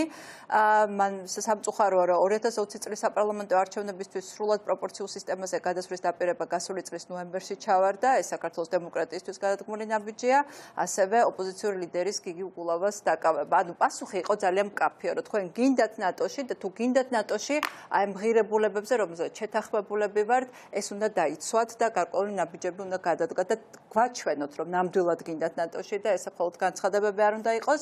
ამ კონტექსტში ასევე მინდა გკითხოთ, ვიცით, რომ ჩემი წყაროს ინფორმაციით და ჩვენც გქონდა დღეს სიუჟეტი ამაზე, სენატორ რიში საგარეო საქმეთა კომიტეტის თავმჯდომარის წარმომადგენელი იყო თბილისში ჩამოსული, შეხვდა გახარიასაც მათ შორის და გზავნილი იყო ძალიან მკაფიო, რომ ან საქართველოს ხელისუფლება და უშუალოდ ივანიშვილი შეასრულებს თავის დაპირებას, მოილაპარაკებს ოპოზიციასთან, არა და სანქციები იქნება გარდაუვალი. დაიწყებენ მისი გარემოცვიდან და შემდეგ მივლენ ივანიშვილამდე. რამდენად შეგიძლიათ ეს ინფორმაცია დაადასტუროთ, თუმცა წყარო, რომელმაც ეს მომაწოდა, არის ძალიან სანდო. ცხადია, არც ერთი კონკრეტული შეხვედრის შინაარზე ჩვენ არ ვისაუბრებთ, არასწორიც არის და არასერიოზულიც და ასე შემდეგ, მაგრამ ჩვენ შეგვიძლია ვისაუბროთ რაზე. როდესაც შენ გეუბნება არა მხოლოდ ერთი რომელიმე ძალიან მაღალი რანგის თქვა სენატორი, არამედ მთელი კასკადი ევროპიდან და ამერიკიდან მოგდის კონკრეტული პოზიციის და ძალიან კონკრეტული საკითხები, საარჩევნო რეფორმა, პოლიტიკური დაჭერები. როდესაც შენ ამას გეუბნებიან და შენ მერე მათ პასუხობ. ან შეურაცხყოფით, რომ თქვენ უცოდინრები ხართ და არაფერი არ იცით და რაღაცა მოგატყუათ. ან იმით რომ ჩავალ და მოგიგვარებთ და ასეში. ანუ უბრალოდ შეურაცხყოფელ პასუხებს როცა ამაზე იღებ და რაც თავარია პასუხი, რას ამბობ ეს კი არ არის მნიშვნელოვანი. ამის ფონზე დამატებით იჭერ ადამიანებს და შლი მოლაპარაკებებს. რა თქმა უნდა, ამის შემდგომი ნაბიჯები აუცილებლად იქნება. ხლა ლაპარაკი ამერიკელების ნაცვლად ეს იქნება სანქცია თუ რა სახის რა რეაქცია იქნება, მაგრამ ვიცნობთ ამერიკას, ვიცით მისი ძალა, ჩვენ ვიცით რომ ამერიკა მსგავს შემთხვევებში არაერთხელ გამოუყენებია, ზოგადად ხშირად გამოიყენება. კონკრეტული მაგის სიას მიერთება შეუძლია იგივე საგარეო კომიტეტის თავმჯდომარეს ნაცვლად საუბარს, მაგრამ ვთქვათ ერთი რამე რაც უთხუარია, ამერიკას შესწევს ძალა, რომ ბიძინა ევანიშვილს და ზოგადად ეგეთ ტიპის ხელისუფლებას გადაახტევინოს ფასი, როდესაც ეს ხელისუფლება ესე ეპყრობა მათ.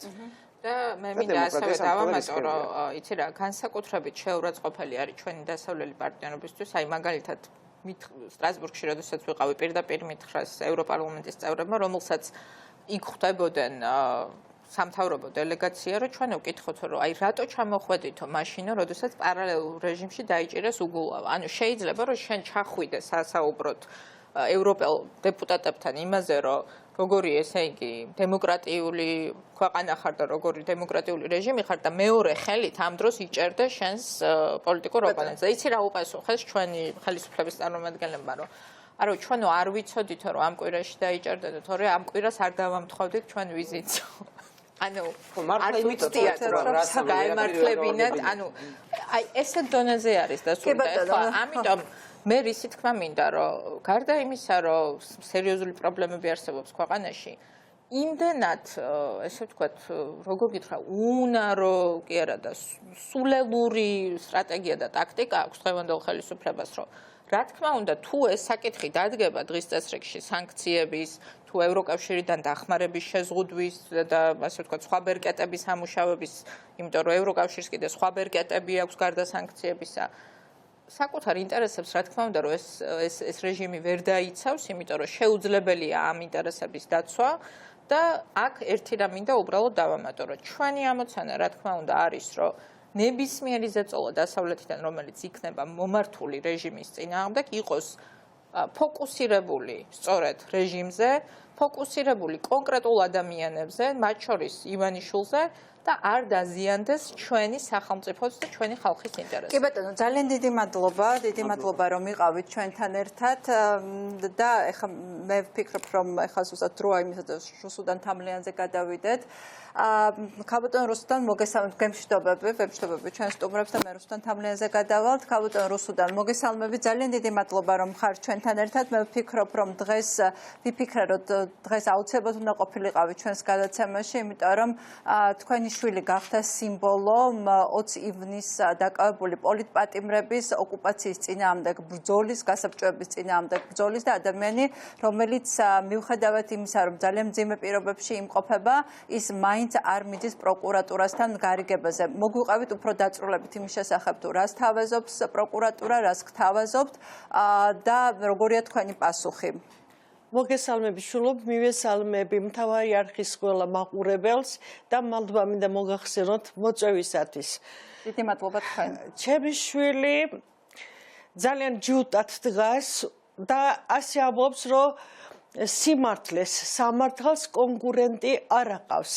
ცდილობს ყველანაირად თავისი სიმართლე დაუმტკიცოს ამ უსამართლო სასამართლოს. ეხლა რა ხდება? პროკურატურაში ვიყავი მისული. მე მარტო არ ვიყავ პირველად რომ მიგვიწვიეს, იყო ბუდაღაშვილის დედა, იყო კიდე მეცოტნე სოსელიას ბიძა. პროკურორმა შემოგთავაზა, რომ წასულიყვნენ აი ეს ჩვენი შვილები საპროცესოზე. ხო და მე შევეკითხე პროკურორს შვილო მეთქი აი ეს 225 მუხლი მეორე ნაწილით რო აქ წაყენებული ჩემს შვილს ბრალდება მე ვთხარი აი ეს უდავოდ უნდა ცნოთო ცნოთ მეთქი აბარა უდავოდ უნდა ვცნოთო აი ეგ 225 მუხლის მეორე ნაწილი მაშინ შვილო მე უფრო ისე გლეხური ენით ამიხსენი მეთქი წამიკითხე ის მუხლი ამიხსენი რას ნიშნავს აი ეს მუხლი წაყენებული ჩემი შვილის მიმართ გამოვატანიე ეს მუხლი და წავაკითხე იქ წერია შეიარაღებული ჯგუფური თავდასხმა იმას რა ქვია პარლამენტის აღების მიზნით ხო რას ამბობ მე ვთხარი ამაზე ჩემი შვილი არანაირად არ წავა არც მე არ წავა თქო მე ვთხარი ასეთ რამეზე რომ ვუთხრა ჩემ შვილს რომ შვილო შენ წადი საპროცესოზე ბუდაღაშვილს და სოციალიამ თქვეს რომ ჩვენი შვილები ძალიან დაიღალდნენ ძალიან მძიმე ყოფაში უწევთ იქ ყოფდნენ აი ბუდაღაშვილი სამმა ხო დარჩენილმა სამმა თქვა რომ საპროცესო შეთანხმებას გააფორმოს პროკურატურასთან. კი გააფორმებენ. ისინი აფორმებენ საპროცესო შეთანხმებას მე უარით გამოვედი მე ჩემ შვილთან უნდა პაემაზე შემსულიყავი და ჩემი შვილისგან აზრიც უნდა გამომეტანა. ხო თქვენმა შვილმა რა თქვა ქალბატონ რუსუდან ან აი ესე მარტო ბრძოლას უკვე ბოლო მოხიკანი რომ დარჩები და რაღაცა მორალურადაც რომ გატყდები აი რა ძალა გაძლევს რა ძალა რამ უნდა მოგცეს ძალა უფრო სწორად იმისთვის რომ აი ბოლომდე არ გატყდე და აი საპროცესო გარიგებაზეც არ წახვიდე მიუხედავად იმისა რომ ძალიან მძიმე იქნება პირობები ციხეში ხო ძალიან მძიმეა ბუდაღაშვილი მით უმეტეს აი სამარტო საკანშია სულ საკანშია იქ სადაც სულ ისმის რაღაც იმის რა ქვია აგრეგატის ხმაური ხო და ჩვეულებრივი წამებაა ხო წამება ეს წამებაა შულო და იმის მართლა ეხლა ვერ გავამტყუნებ ერთუმიდი საპროცესოზე დაიღალა ბიჭი ნამდვილად იქაური ყოფით ხო და აი რა გამიკეთა ეხლა მე პროკურატურამ დამიპირისპირა ის ხალხი ხო თუ თქვენი შვილი არ წავა საპროცესოზე მაშინ ვერც ამათ გაუშვებ საპროცესოზე მე ვთხარი რომ ჩემი შვილი მეთქი ძალიან როგორ გითხართ ეხლა მტკიცე ადამიანია ძლიერია მორალურადაც ძალიან ძლიერია და ფიზიკურადაც ძლიერია და არაფრით არ დაუშვებს რომ რაც არ გაუკეთებია იმას არ აიღებს თავის თავზე ხო და რატომ უნდა პროკურატურას ამათი ჩემთან დაპირისპირება ეხლა დამიბარა კიდე ჩემი შვილიდან რომ გამოვედი კიდე დამირეკა ისა გიორგი მუკბანიანმა და მეუბნება რომ ჩემს უფროს უნდა თქვენთან შეხვედრა მე ვთხარი პროკურორთან იმასთან რა ქვია ადვოკატთან ერთად მოვალ მეთქი ადვოკატი არ არისო საჭირო ისე მობრძანდითო რომელი საათის თვით 6 საათის კი შვილო მოვალ თქო მივედი იქ ეხლა ჩემი შვილის პოზიციას გავაცარი სასტიკათარის უარზე ამბობს რომ მე ამ ქმედების თვით უკვე ერთხელ დავისაჯე და მეორედ ამ დანაშაულს სისხლის სამართლით რატომ იყენებენ მე ამაზე არ წავალ გამომართლებელი გამომიტანონ სხვანაირად მე ამ აქედან არ გავალ ჩემი შვილი ასე მტკიცედ დგას თავის გადაწყვეტილებაზე ხო და ეს რა ქვია რომ მივედი ანუ თუ ამ შემთხვევაში ბესი თამლიანი უარს იტყვის პროკურატურასთან თანამშრომლობაზე დანარჩენ სამსაც არ გაუფორმებენ იმას ეს გადაწყვეტილი ამბავია გადაწყვეტილი არა იმათ გაუფორმებენ იქ რომ მივედი მე უკვე დამახვედრეს ნაწერი რომ აი ბუდაღაშვილი სოციალია კუპრეიშვილი თანახმა 225 მუხლის მეორე ნაწილი წავიდეს საპროცესო ამისთვის 3 წელი ექნებათ ამათ პირობითი და 2000 ლარს გადაიხდიან როგორც ჯარიმის სახით. მე ამის ქვევით წერია ბესიკ თამლიანის დედა უარს ამბობს საპროცესოზე წასვლაზე ხო და ამაზე მომაწერეს ხელი. მე მაშინ მოვაწერე ხელი ისე არც გამიაზრებია რას ვაკეთებ. ნუ ეხლა მართლა არ მინდა რომ წავიდე საპროცესოზე ამ მუხლით. ანუ თქვენც არ გინდათ ქალბატონ რუსტანა თქვენ და თქვენ იმიტომ რომ ზოგჯერ არის შემთხვევა როცა ოჯახის წევრები ეუბნებიან რომ აი ძალიან დიდია სტრესი, ძალიან დიდია ზეწოლა მათზე და ამიტომ წავიდნენ საპროცესოზე. ანუ თქვენ თქვენც ამ გადაწყვეტილებაში თქვენი შვილის გვერდით გახარდა. Კიდევ ერთხელ მინდა გკითხოთ, აი რა გაძლევთ ამის ძალას? ჩემი შვილი მართალია, ყველანაირად მართალია. ეხლა რა მოხდა? მე მინდა განაცხადი თქვენი ტელევიზიითაც გავაკეთო. იქ რო გვანახე ჩვენ კადრები, დგას ხალხი იმ კედელთან, სადაც ჩემი შვილი იდგა, ხო?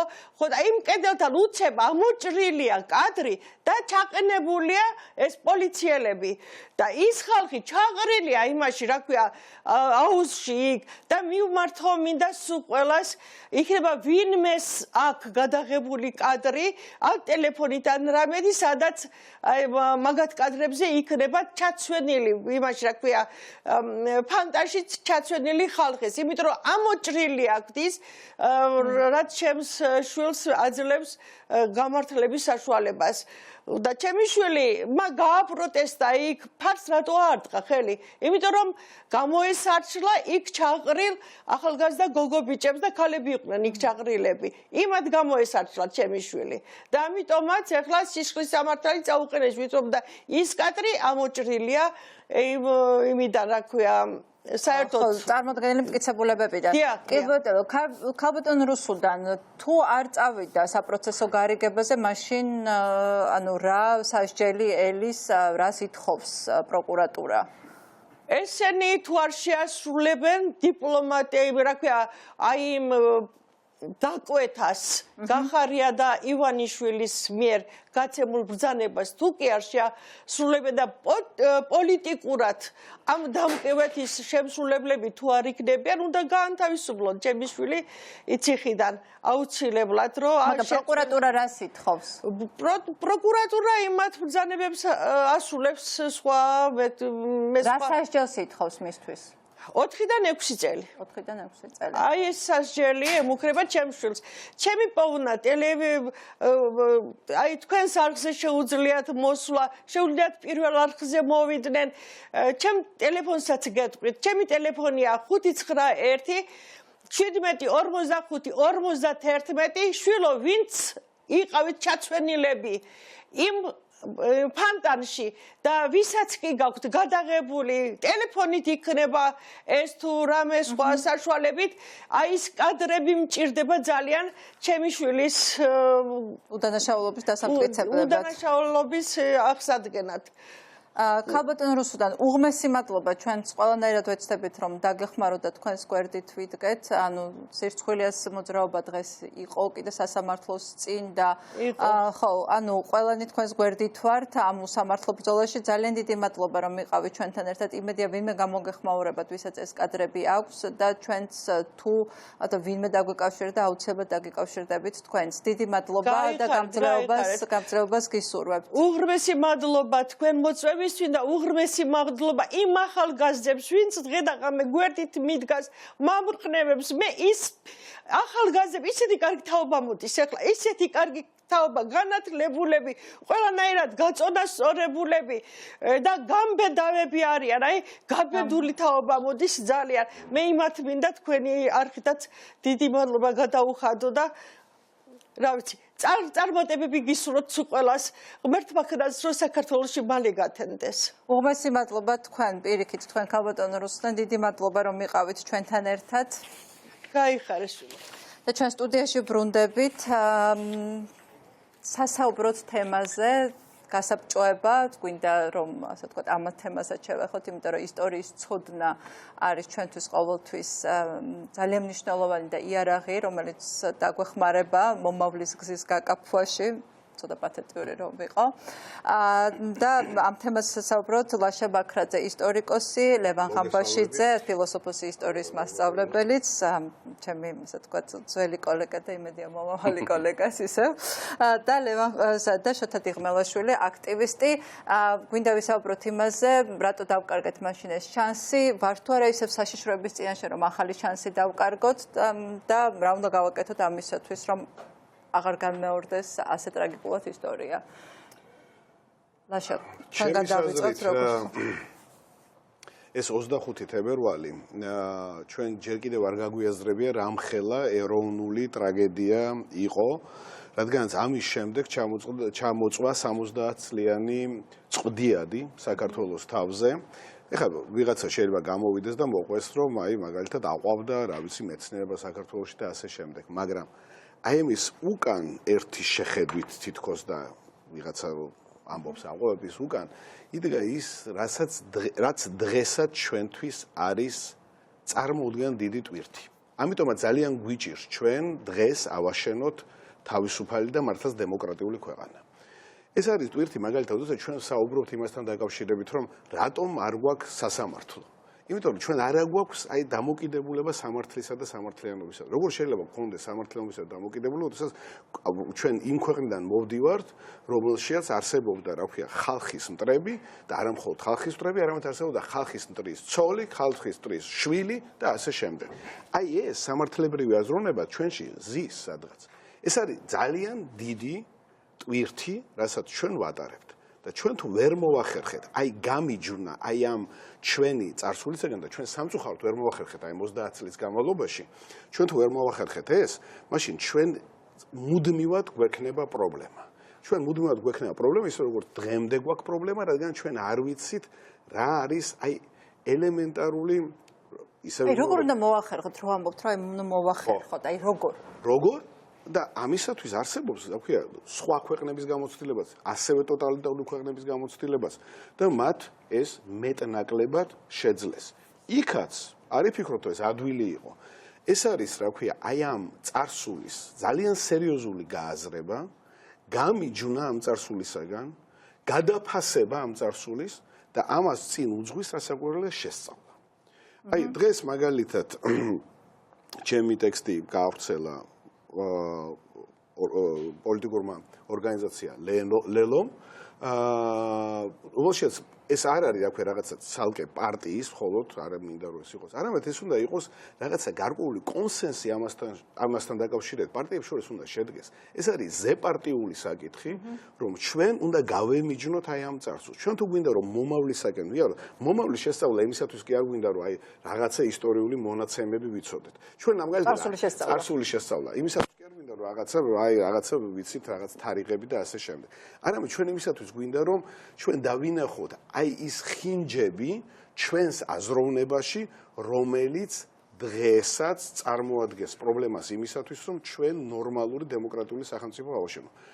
უნდა ამასთან დაკავშირებით კონსენსუსი არსებობს. მე მგონი ამასთან დაკავშირებით საზოგადოება უკვე მომწიფებულია და შეგვიძლია ვთქვათ, რომ ჩვენ გვინდა რომ ვიცხოვროთ თავისუფალ და დემოკრატიულ სახელმწიფოში. ეს მე მგონია ამასთან დაკავშირებით მაინც ვართ შეთანხმებულები. ხა შეიძლება რაღაც ბევრ საკითხზე არ ვიყოთ შეთანხმებულები.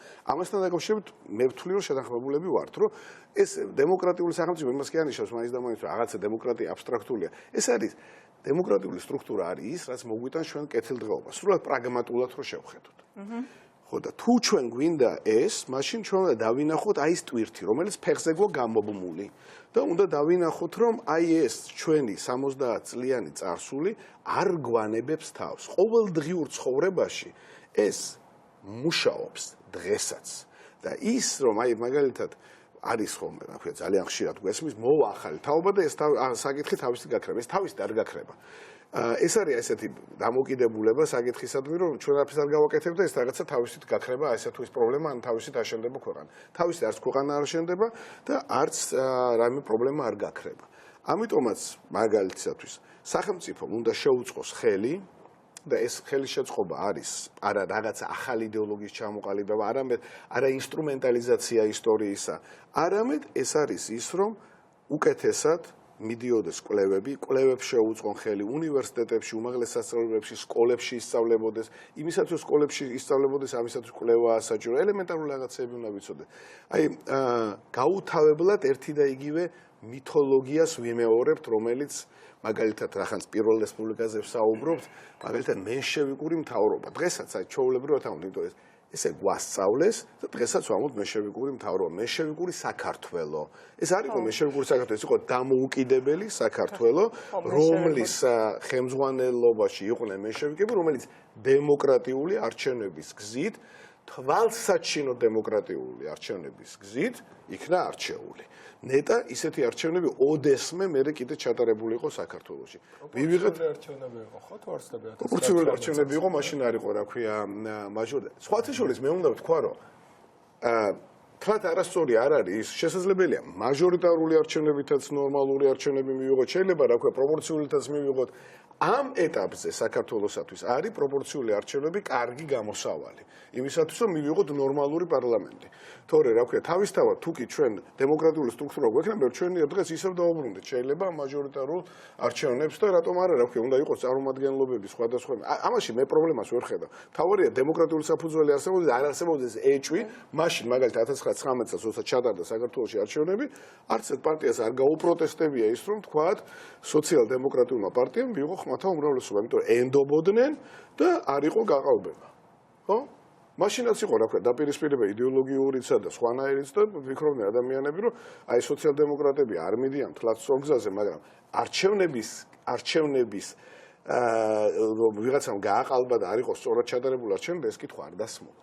იმიტომ რომ არსებობდა წმენა იმისი, რომ ეს არის რა ქვია, ყველაფერი სწორად მიდის და მართლაც ასე ხდებოდა. ხო და როგორ უნდა მოვახერხოთ, რომ რაღაცნაირად ის წყვეტა ეხლა აღვადგინოთ, აი ეს რაღაცა გადავაფასოთ ის 70 წელი და ეს ბუნებრივი კავშირები აღვადგინოთ დამოუკიდებელ საქართველოსთან და იმასთან, ხო? უნდა შევისწავლოთ. არა, ჯერ ერთი ძალიან მნიშვნელოვანი რამე ხდება, იმიტომ რომ ჩვენ მე სკოლაში მაგალითად რასაკვირველი არ მისწავლია, ხო? საბჭოთა დრო ვსწავლობდი სკოლაში და ისწავლე სკოლაში დამოუკიდებელი საქართველოს ისტორია, როგორც ჩემზე პატარა ხარ თუ არ ვცდები. მე ვარ 86-იანი. ხო, დამოუკიდებელი რამდენად კარგად ისწავლე სკოლაში. არანაირად. ხო, სკოლაში მე საერთოდ ვისწავლე ესე როგორც საბჭოთა პროპაგანდა მასწავლე და მაგას ვახსოვს. ციგნები ამასთან დაკავშირებით. ფაქტობრივად არაფერი არა. ეხლა კიდევ ერთს ვიტყვი რა, ბოდიშვით ვიტყვი, მართლა არ მინდა რა ქვია, ბევრი ვილაპარაკო. აი ნახეთ რა ქვია, რასაკეთებს ამ დროს ავტორიტარული სახელმწიფო რუსეთი, პუტინის ხელმძღვანელობით. პუტინი ყოველ ძალიან ხშირად ამ ბოლო დროს, ისე როგორც თავის დროზე რა ქვია, საბჭოთა კავშირის ბელადეს, მათ შორის პირველ რიგში სტალინს, ძალიან უყვარდა ისტორია. და პუტინის იმ გზაზე დგას და აკეთებს, რა ქვია, მისი წარმოდგენის მიხედვით გვიყვება ჩვენს ისტორიას, ხო?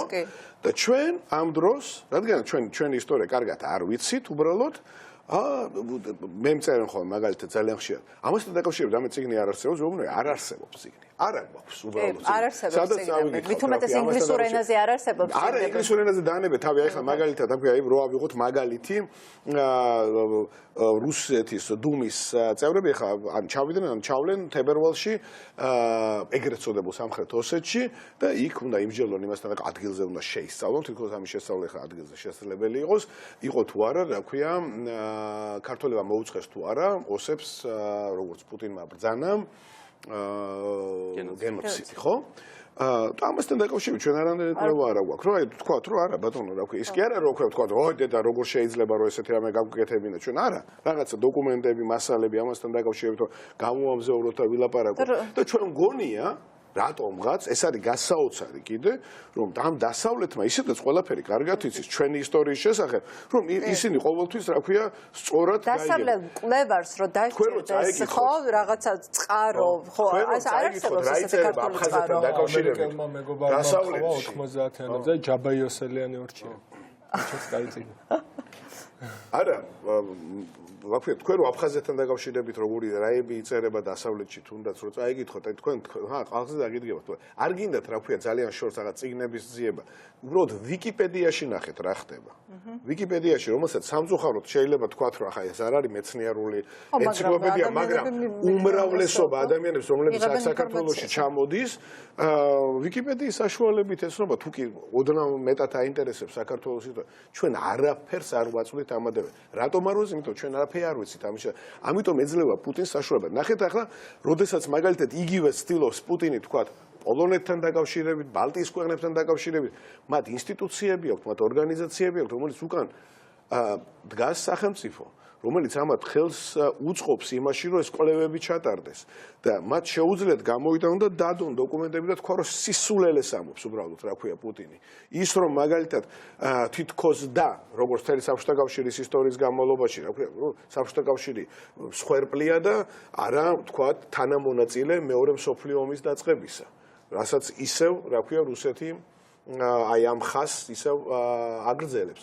არა, ჩემო ბატონო, რა ქვია, რუსეთი არის თანადამნაშავე ნაცისტურ გერმანიასთან ერთად, რომ 1939 წელს დაიწყო ომი. მათ გაიყვეს მთელი აღმოსავლეთ ევროპა, პირველ რიგში პოლონეთი და მერე ბალტიის ქვეყნები და ასე შემდეგ. ხო? ამასთან დაკავშირებით ამ ქვეყნებში დიდი მუშაობაა ჩატარებული ჩვენი ისტორიის შესახებ. არ ვიცი და ყოველთვის, ოდესაც მოდის ეს დღესასწაულები და რაღაცა, თქვათ, გახსენების დღეები, როგორც 25 თებერვალია დღეს, აი მიუხედავად იმისა, რომ რაღაცა კიდე უფრო, ახლა ოდნავ მაინც მეტი თითქოს უნდა ვიცოდეთ, იმის გამო, რომ სკოლაში არის სწავლება, არსად არის სწავლება წესიერად, ამის გამო ისევ იმ მითების ტყვეობაში ვართ, რაც ოდესღაც გავი. შეიძლება ეს პატრიოტული მითებიც იყოს, არა ყოველთვის, რომ რაღაცა მაინც და მაინც რუსული საბჭოური არასოდეს არ არის გამოსადეგარი, არასაბურელი არ არის გამოსადეგარი. სწორი გადაწყვეტილებების მიღებას რეალური ხედვა ჩვენი წარსულისა და ძალიან მნიშვნელოვანია, როდესაც 70 წელზე ვლაპარაკობთ, მაგალითად, ხშირად გამიკრიტიკებია მაგალითად სწორედ ამის გამო ოკუპაციის მუზეუმიც, რომ ეს არ აჩვენებს მაგალითად იმ წარმოუდგენელ კოლაბორაციას ჩვენი ქვეყნისა ჩვენს მტერთან, რადგან ესეც დღესაც ძალიან მნიშვნელოვანია. ეს დიდი ტრადიცია გვაქვს, არა მხოლოდ წინააღმდეგობის, არამედ კოლაბორაციის დიდი ტრადიცია. უწყვეტი ტრადიცია ამ შემთხვევაში შეგვიძლია მართლა თქვენ სამწუხაროდ ბალტიის ქვეყნებისგან განსხვავებით. იქ ადამიანები იყვნენ, რომელსაც ჯერ კიდევ ახსოვდათ დამოუკიდებლობის პერიოდი, როდესაც დადგა თავიდან დამოუკიდებლობა და ჩვენ მქონდა ეს 70 წლიანი წარმოუდგენელი გრძელი ეპოქა, როდესაც აღარ არსებობდა ეს ლუსტრაციის კანონიც კი ვერ მივიღეთ. ლუსტრაციის კანონი ვერ მივიღეთ, მაგრამ აი დავანებოთ სიტყვა ამ ლუსტრაციას თავი, რადგან საზოგადოებას ავტომატს ეშინია ამ სიტყვის ლუსტრაციის, უბრალოდ კვლევა, გააზრება დავარქვათ ამ პროცესს. ამ ბავშვს. კი ბატონო. ეხლა შედარებით ახალგაზრდებს ვაშავი. მინდა ვკითხო, ხო, ანუ თუ გაქვთ სურვილი დააკავშიროთ 21 წელი დღევანდელობას, აი დღეს რა რისკებს ხედავთ და რა საშიშროებებს ხედავთ და რა შანსს ხედავთ? უამრავი საშიშროება და ძალიან ცოტა შანსი, რომელსაც გამოყენება ჭირდება, იმიტომ რომ შანსი კონკრეტულ დროსა და კონკრეტულ ისტორიულ მომენტში გეძლევა და ალბათ იმ პერიოდის მიწურული აი ეს შესაძლებლობების ფანჯარა უკვე იხურება, აი მაგ პროცესს უყურებთ, რომ იხურება. სოფლიოში ან მაგალითად ახლა ბრეგზიტის ამბავმა საერთოდ არ გვარგო, იმიტომ რომ ბრიტანეთი იყო ევროკავშირის გაფართოების მომხრე და საფრანგეთი პირიქით არის და ახლა საფრანგეთი ყველა ერთ-ერთი ყველაზე დიდი ეკონომიკა, ანუ ამ გეოპოლიტიკურ და რუსეთის წინააღმდეგ კიდე ბრიტანეთი გაცილებით უფრო მკაფიო იყო ყოველთვის. რა თქმა უნდა. თუმცა ახლა ვინაიდან პოლიტიკურ ლიდერშიპს ევროპაში უფრო აღმოსავლეთ ევროპა იღებს, ან უფრო გამოკვეთილი პოლიტიკური ლიდერები და ევროპარლამენტშიც ეს კარგად ჩანს, იქ არიან. ეკონომიურად ესენი ისეთი ძლიერები არ არიან, რომ მაინც თავისი პოლიტიკა გაიტანონ როგორც საფრანგეთი და გერმანია, რომელიც არის ბირთვი ამ ევროპის კავშირში. თუმცა ზრდის, ანუ კლიანში და პროდუქტის ზრდის მაჩვენებლებით, ანუ ერთსულ მოსახლეზე უკვე დასავლეთ ევროპას მაგალითად ესტონეთი უკვე ტოლს არუდებს და იმდენად მაღალი პროცენტი აქვს ზრდის, რომ გასაგებია რომ ხა პატარა ქვეყნები დიდ მოთამაშეებად ვერ იქცევიან, მაგრამ თავის სიტყვას აუცილებლად იტყვიან, თან მით უმეტეს როცა ესეთი მკაფიო ესე პოლიტიკური ხედვის დეფიციტია ევროპაში და აღმოსავლეთ ევროპაში ეს აქვთ პოლონეთში აქვთ განსაკუთრებით, ესტონეთში აქვთ და ესე იგი დაკვირვებული ვარ რომ ყოველთვის მაინც ამ შიდა პროდუქტზე ლაპარაკი უყვარს როგორი კითხვაც არ უნდა დავსვა, მაინც იქამდე მიდიხარ. რომელ შიდა პროდუქტზე? არა, ზოგადად გიყვარს ეკონომიკაზე ლაპარაკი, მაინც შენი ხო, აქტივისტად რო წარმოგიდგენ ცოტა უსიამოვნო ჩევიშმუშნა, იმიტომ რომ ეგ პერიოდი დადგა, ახლა ცხოვრებაში აქტივისტი აი ყოველთვის გაგვცნუნება რომ ეკონომიკაზე ილაპარაკო. იმიტომ რომ ყველა ჩვენი საფრთხე და შესაძლებლობა პროფილიანი ადამიანები. ყველა ჩვენი საფრთხე და შესაძლებლობა დაკავშირებულია ეკონომიკასთან რა. ეხლა მარტივად რო ვთქვათ, ჩვენ დაახლოებით ნახევარ საუკუნე 60 წელი დაგვჭირდება ამ ზრდით, რომ დავეწიოთ ბულგარეთს ევროკავშირის ყველაზე ღარიბ ქვეყანას თუ ორივენი იმავე სისწრაფით გავიზარდეთ, რითიც ეხლა ვიზრდებით. გვაქვს ამდენი დრო, ორი თაობა გაუდოთ, ამას ხიდათ, რომ საშუალო ქართველმა, საშუალო ბულგარელივით ისროლო, იცხოვროს 2070 წელს, ეს გვინდა, ეხლა ამ პროცესში ვართ, მაშინ უნდა დავსვათ კითხვა, გვიღირთ ჩვენი ოჯახისთვის ეს გარემო, თუ ჯობია სადმე, წავიდეთ და ეს სტრესი მოვაშოროთ და ჩვენი შთამომავლობის კეთილდღეობაზე სხვანაირად ვიზრუნოთ. ხო და ეხლა ის პროცესები, რაც ეხლა ხდება, მათ შორის რაც ქუჩაში ხდება, არის იმ ბევრი ადამიანის არჩევანი, რომ მოდი აი ვცადოთ, რომ ეს შეიცვალოს უკეთესობისკენ. ამის შანსი ჯერ კიდევ არის. გასაგებია, რომ მოწინააღმდეგეს უფრო მეტი რესურსი აქვს, შეიძლება უფრო ბევრი იყოს რაღაც მომენტში მობილიზაცია შეეძლოს, რა ვიცი, ავტობუსებით ჩამოიყვანოს 6 მილიონად ბევრი ხალხი, მაგრამ რა ვიცი, ეხლა რო შეხედო საქართველოს ისტორიას, ჩვენი სუპერ ძალა არასოდეს რაოდენობაში და იმაში არ. ჩვენი ძალა იყო ჯიუტეში, თავგანწირვაში და აი ყველა შანსის საპირისპიროდ რაღაცა ამ შესაძლებლობის გამოყენებაში და ეხლაც ეგ პერიოდი დგას და ჩვენ მარტივი არჩევანი გვაქვს ან ვიბრძოლოთ ამ ქვეყანაში დემოკრატიის მე ამ დემოკრატიულ განვითარებას პირველ რიგში სწორედ პროპორციულ არჩევნებს უკავშირებ, იმიტომ რომ ეს ორპარტიული რაღაცა შეჯახება, რომელიც მიწას ლანდშაფტს არტოვებს იმისთვის, რომ ახალგაზრდა ჩემნაირს ან სხვანაირს მოუნდეს პოლიტიკაში ჩართვა, ხო? იმიტომ რომ შემოდიხარ პოლიტიკაში, პარტია ავტომატურად რაღაცა დისკრედიტაცია მოდის ძალიან დიდი, ლაფს გესვრიან, შენ სათქმელს ვერ იტყვი, იმიტომ რომ რაღაცა უნდა მოგაკერონ, ან ის ხარ, ან ეს ხარ, ან შენ ადგილს ვერ პოულობ და ბევრი ადამიანი ვერ პოულობს საკუთარ ადგილს. იმისთვის რომ გააჟღეროს, აი არტიკულაცია გააკეთოს საკუთარი მოთხოვნების, მათ შორის პოლიტიკური მოთხოვნების. ყველაფერი პოლიტიკურია რა, ადამიანს უკეთესად ცხოვრება რომ უნდა პოლიტიკურია რა. კომუნისტური საბჭოური არის, რომ რა ქვია, პოლიტიკა არის რაღაცა ჭუჭყიანი, მაგალითად ეს იმისგან არის დარჩენილი, რომ პოლიტიკა რადგინდა, აგერა ვარ მე გუღა გავიჭუჭყე ხელები და შენ რაღაცა უნდა ჩვენ ბევრი არის ის, მე ლევანის ქვის გაგონებაც მინდა, რომ ძალიან დიდი ხანი არ გამიგია ეთერში. ხო ვისაუბრეთ ტელეფონით.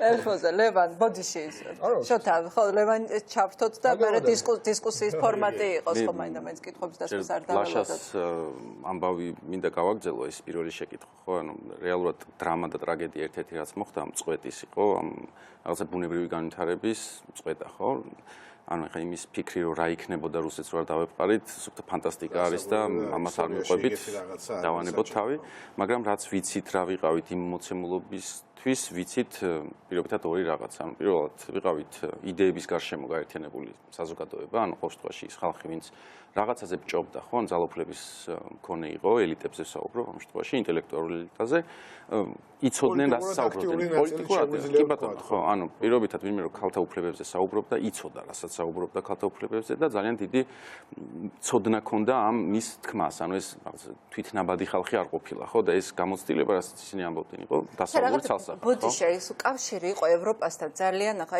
ბიოგრაფიას რომ დაიბადა ხორეშში, დაამთავრა საშუალო სკოლა, სწავლა გააგრძელა ჟენევაში. აი ესე და ეს ფანტასტიკის სფერო რო გეკოდა, ხო, აი ესეთი რა ქვია, აი ეგეთების რო არ იყვნენ მაინც აი ეს გავლენები და მართლაც შინაგანი სურვილი რო ყოფილიყო, რა ქვია, აი ეს დასავლეთის ქვეყანა. საერთოდ ეს კითხვა არის ესე იგი თავისთავად ცხადი იყო რომ ეს ჩვენ გვინდოდა რომ ყოფილიყავთ ევროპული ქვეყანა. კი ბატონო, ხო. მე როდესაც ვთქვათ აი პირველად ილია ჭავჭავაძის წერილების კითხვა რო დავიწყე სტუდენტობის დროს და უცებ ფიქრობ რომ აი რაღაც ირლანდიის პოლიტიკის მიმოხილვა და ფიქრობ რომ აი ვინ ეკითხებოდა ილია ჭავჭავაძეს, იმიტომ რომ მეც ცნობიერად საბჭოთა კავშირიდან გამოსული ადამიანი ვარ და ამიტომ მიკვირდა რომ ანუ რა შუაში ხარ ირლანდიასთან, მაგრამ მე როცა ფიქრობ რომ ილია ჭავჭავაძე არ უყურებდა საერთოდ თავის თავს ისე რომ მე ხა საქართველოს საქართველოში რაღაცას დავწერ და მნიშვნელობა არ ექნება. ანუ ის ეხმავა, ანუ თქვა რაღაც არჩევნების საკითხს მიმოიხილავ და ძალიან თანასწორად შეიძლება ირლანდიელებს ეს არ წაეკითხათ, მაგრამ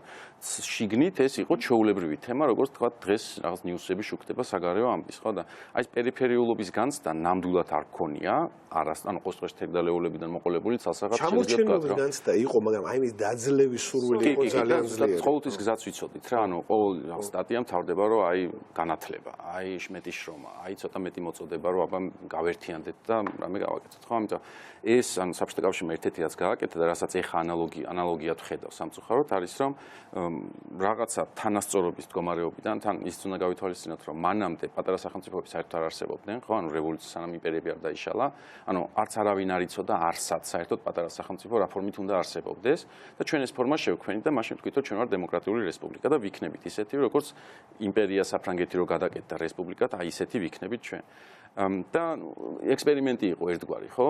დღესდღეობით, ანუ მე უკვე ამ თანასწორობაში როგორც დავიმკვიდრეთ თავი დიდ რესპუბლიკებთან, ან დიდ სახელმწიფოებთან, უცებ ისევ გავხდით იმპერიის ნაწილი და ისევ გავხდით იმპერიის პერიფერია. და ზუსტად მაგას მოყვა მე ეს მითოლოგია ჩვენს შესახებ, საკუთარი თავის შესახებ, რომ ქართველი მღერის, ქართველი ცეკვავს, ანუ სად ნახავთ, ახლა ილია ჭავჭავაძესთან, რომ ჩვენი მთავარი ღირსება არის რაღაც ბოზბაში, პირიქით მაგას აკრიტიკებს, რომ რაზე საუბრობს ეს ხალხი, საჭმელზე საუბრობს, მაშინ როდესაც ესეთი მნიშვნელოვანი საკითხებია განსახილველი. ხო, ამიტომ ამ იმპერიამ რაღაცნაირად მოგვიხაზა ჩვენი ადგილი, ჩვენ ეს კარგად ლაშამ როგორც თქვა, ხო, კორუმპირებულები ვართ შინაგანად, რომ ვიგზენით რაღაცნაირი სიტყვა ამ გარემოში, რომ კი ბატონო ვიმღერებთ, ვიცეკვებთ, პრობლემა არ იქნება. ფოლკლორიზაცია მოხდა ნაციონალიზმის.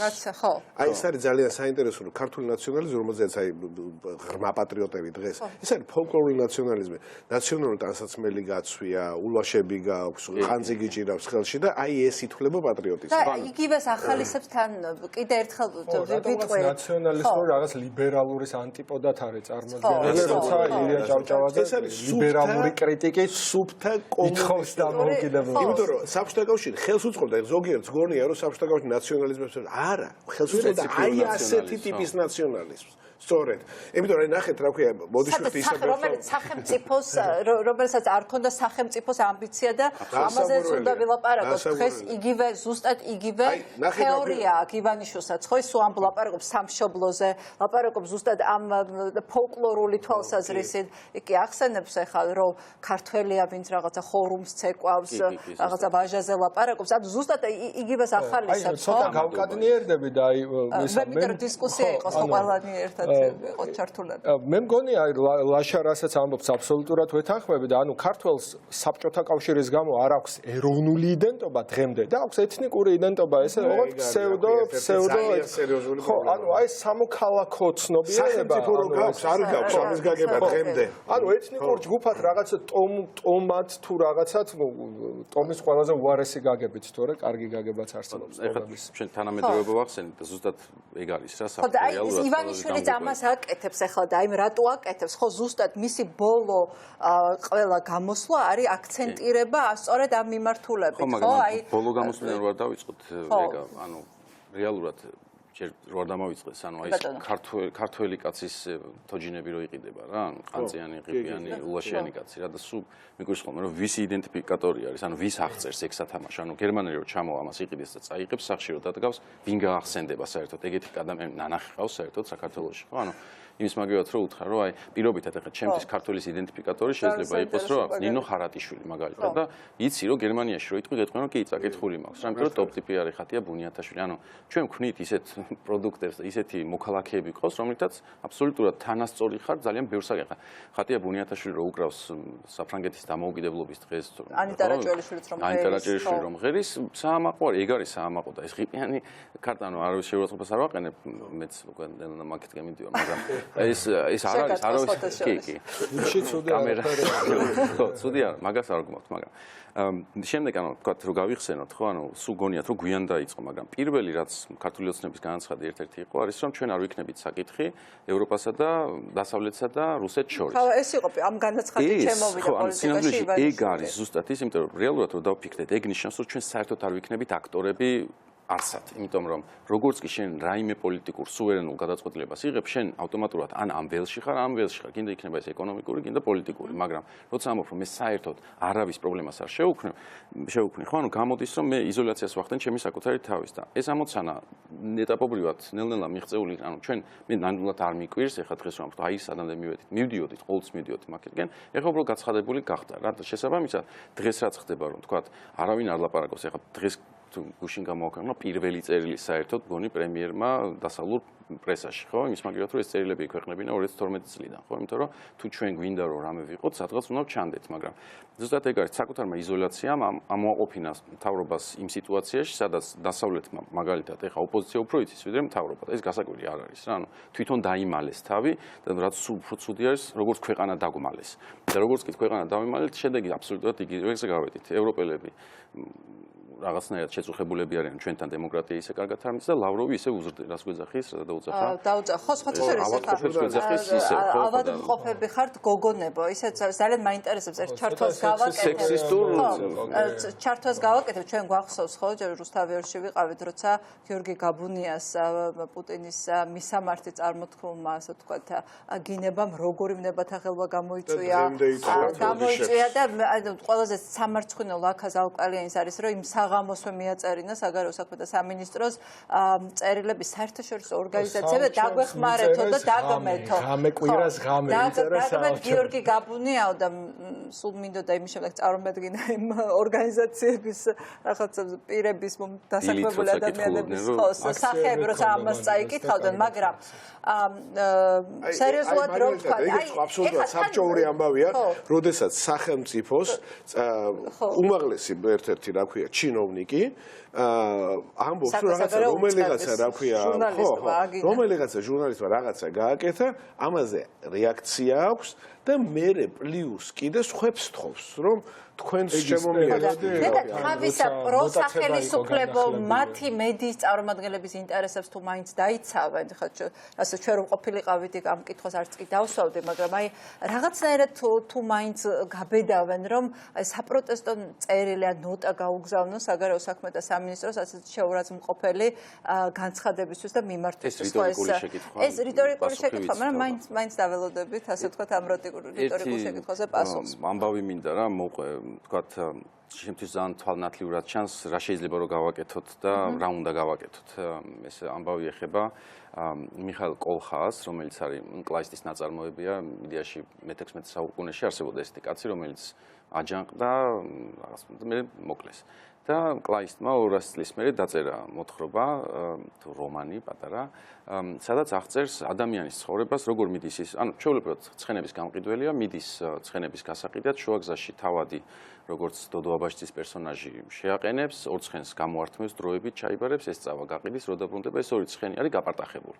ეს კაცი მიდის ცოლთან და ეუბნება რომ მე ხა ყველაფერს ვყიდი მივდივარ იმიტომ რომ სადაც სამართლიანობა არ არსებობს მე იქ ვერ გავჩერდები იმიტომ რომ ძალიან სამართლიანი კაცია ცოლი თხოვს რომ ეს არქნაო მივა ამ თავადთან დაბრუნდება და მოკვდება იმიტომ რომ არის ნაცემი და მგონი გაუპატიურებული და ეს კოლხასი აჯანყდება უკვე დასდევს ამ კაცს მოსაკლავად ამ ვინმე ტრონკას მგონი ეს კაცი დარბის იმალება სხვადასხვა ქალაქებში ბოლოს ვიტენბერგს მიადგებიან სადაც ლუტერიც არის და ეს კოლხასი იწყებს ამ ქალაქის დაწვას და შემდეგ ლუთერი ამას გამოაცხადებს რომ ეს არის ცუდი კაცი იმიტომ რომ წვავს რაღაცებს რა მისი უფლებაა სამართლიანობის აღსრულება და კოლხასი შეიპარება იმიტომ რომ პატივისცემს ლუთერს და დიალოგი იმართება და ეუბნება რომ მე იძულებული გავხდი სამართლიანობა ჩემ ხელში ამეღო იმიტომ რომ სახელმწიფომ გვერდზე გამწია მე და ის ლუთერი პასუხობს რომ შენ როგორ ბედავო ამის ესეთი ამის თქმას რომ რატო იღებო სამართლიანობას და თქვა რომ იმ სიტუაციაში სადაც მე საზოგადოება არ უზრუნველყოფ სამართლით მე თვითონ ვარ უკვე გარეთ და რახან გარეთ ვარ უკვე მოვიქცევი შესაბამისად და მე სხვანაირად ვითარდება მოვლენები მაგრამ საინტერესო რამ არის რომ ეს კოლხასი ითხოვს ცხენების აღდგენას ცოლის გამოშურის ძიებას ან თქვა ზარალი რაც მიადგა მაგას არა ცხენების აღდგენას როგორც იმ პირველი წერტილის საიდანაც დაიწყო მისი გასვლა საზოგადოებიდან ძალიან მაგარი ტექსტი არის ზოგადად, მაგრამ ეხლა ცოტა პარალელი არ ვიცი ამდენად წამომყვებით, მაგრამ აი მალხაზ მაჩალიკაშვილის საკითხი ჩემთვის არის ერთ-ერთი მსგავსი რამ, იმიტომ რომ კოლხას რო კითხულობ, ისეთი ენით ლაპარაკობს, რომლითაც შეიძლება ის კაცი არასდროს არ დაილაპარაკებდა, მაგრამ კლაისტი დაილაპარაკებდა, იმიტომ რომ იცოდა რას ნიშნავს სამართლიანობა, სახელმწიფო და რაღაც პირობითად სოციალური კონტრაქტი, ხო? მაგრამ კოლხასის პერსონაჟი ისე საუბრობს, როგორც არაცხენების გამყიდველი. მაგრამ მალხაზ მაჩალიკაშვილს რო უსმენ სუბთაი სახელმწიფოებრივი ენა ისმის მის თხრობაში, ხო? ან როგორ საუბრობს კანონის უზენაესობაზე, როგორ საუბრობს სამართლიანობაზე, პოლიციის ფუნქციაზე, სახელმწიფოს ფუნქციაზე, საკუთარ თავზე.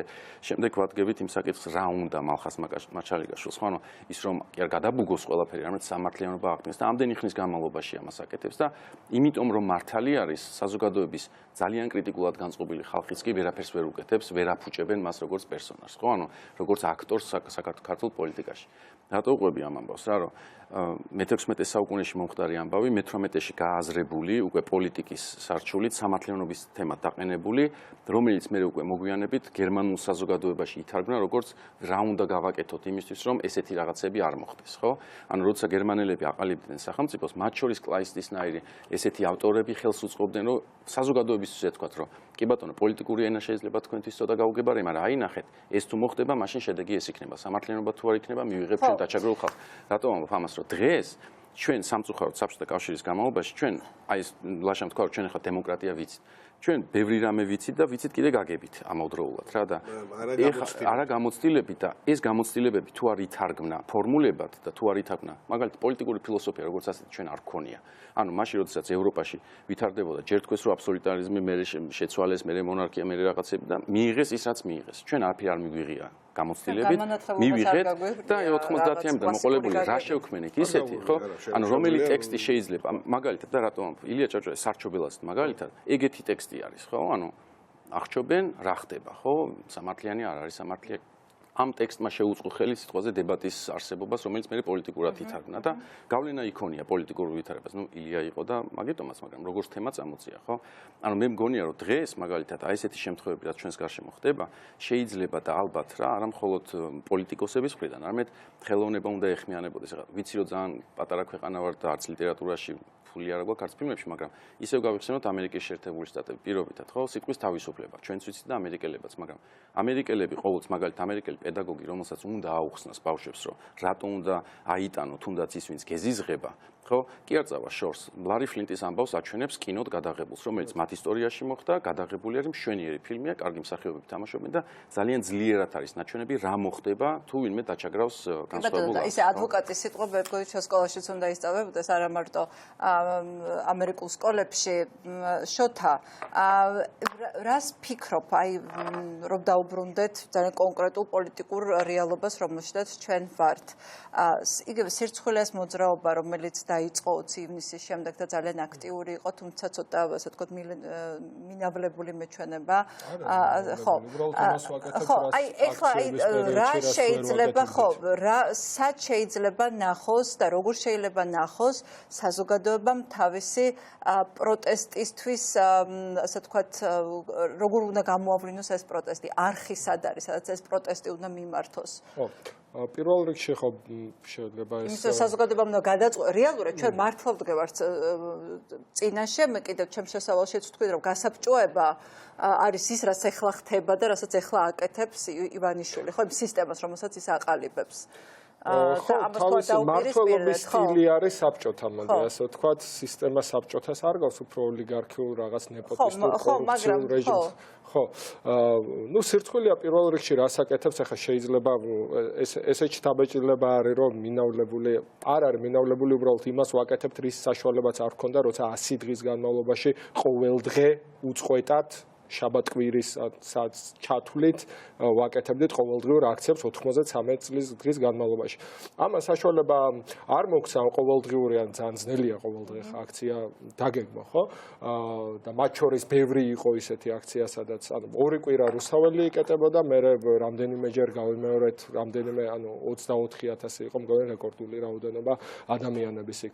ამას საშუალება არ მოგვცა, რომ გვემუშავა იმაზე, რაც სჭირდება სხვა ქართულ საზოგადოებას, ქართულ საზოგადოებას პირველ რიგში დიდი უმრავლესობა ითხოვს პროპორციულ არჩევნებს, იმიტომ კი არა რომ ამ რაღაცა არითმეტიკული მოდელირება გააკეთა, რომელიც ესმის რომ ეს არის უფრო სამართლიანი მოდელი, როცა ორპარტიული სისტემა არ გვაქვს მაღალი რისკი, რომ სუპერ მაჟორიტარული, ანუ ესე იგი სუპერ მეჯორიტი რაც ქვია, ანუ ერთპიროვნული მმართველობა მოკლედ, სადაც აი მაგალითად 80%-ამდე ერთ ძალას აქვს პოლიტიკურს. ეგეთი არც ერთ ქვეყანაში არ არის, ანუ თუ ავიღეთ, რუსეთსაც კი პროცენტულად ნაკლები ყავს, ვიდრე 77% დაჯდა 2016 წელს მართველი პარტიის. ანუ მერე უნგრეთი მოდის, ან დემოკრატიასთან, ანუ ევროპის და გარშემო რეგიონის მთლიან რეგიონს თუ ავიღებთ, ესეთი ეგეთ პირველ ადგილზე ვართ ამით, ერთ მმართველობით. გასაგებია, რომ ეს სისტემა ჩვენი არ არის. აქ იყო ნათქვამი, რომ შეიძლება ადგილობრივ იმებს წარმოადგენდეს უკეთესად, მაგრამ ესე არ არის. ხა ენზელმკოიანი რო აიღო შევარდნაძის დროსაც ის იყო. თეორიულად ვამბობ, ოდესღაც იქნება დეცენტრალიზაციის მაღალი დონე იქნება და თვითმმართველობები როცა იქნება, როდესაც ფეოდალური ასე ვთქვათ ოლქები არ იქნება, სადაც ენზელმკოიანი ხარ, ამ მნიშვნელობა ქართულ ოცნებაში იქნება, ნაციონალურ მოძრაობაშიც იყო და მანამდე შევარდნაძესთან იყო, ხო? ანუ ეს ადამიანი არის იმ ადგილას 2020 წელსაც მონახავს თავისუფლებას, ვინც არ უნდა მოვიდეს. უბრალოდ ფეოდალი შესაძლებლობები აჭიარ. იმ ადგილს ის ეხა ატერორებს, ანუ ვიღაცებს კაი ქორწილებში და პანაშვიდში შეიძლება ფული აჩუქოს, მაგრამ იმ რეგიონის სისხლს და იმ რეგიონის რესურსს წოვს და იქაურ ტენდერები რაღაც ოჯახთან მიაქვს და ნუ როგორც არის ყველა ოლქი ესე, ანუ რეალურად გვაქვს, რომ მიუხედავად იმისა, რა არჩევანს აკეთებს ქართველი მოსახლეობა და მათი, ანუ ეხლა უკვე 80%-მდე 70%-ზე მეტი იყო, ვისაც არ მოწონს რა მიმართულებით ვითარდება საქართველო. არის რისკი იმის, რომ მინიმალური ლეგიტიმაცია რო არა ქვეყნის განვითარების მიმართულებას, იმიტომ რომ ასეთი საარჩევნო სისტემა გვაქვს, დიდი უმრავლესობა მოვიდეს მმართველი პარტიის. ეს ხო რაღაც ფეთქებად გარემოთ ქმნის. აგრეთვე ქმნის გარემოს, სადაც ადამიანს უბრალოდ რატო სულ კითხულობთ, რომ რატო არის ქართველი მოსახლეობა ნახევარი რატო არ მიდის არჩევანს.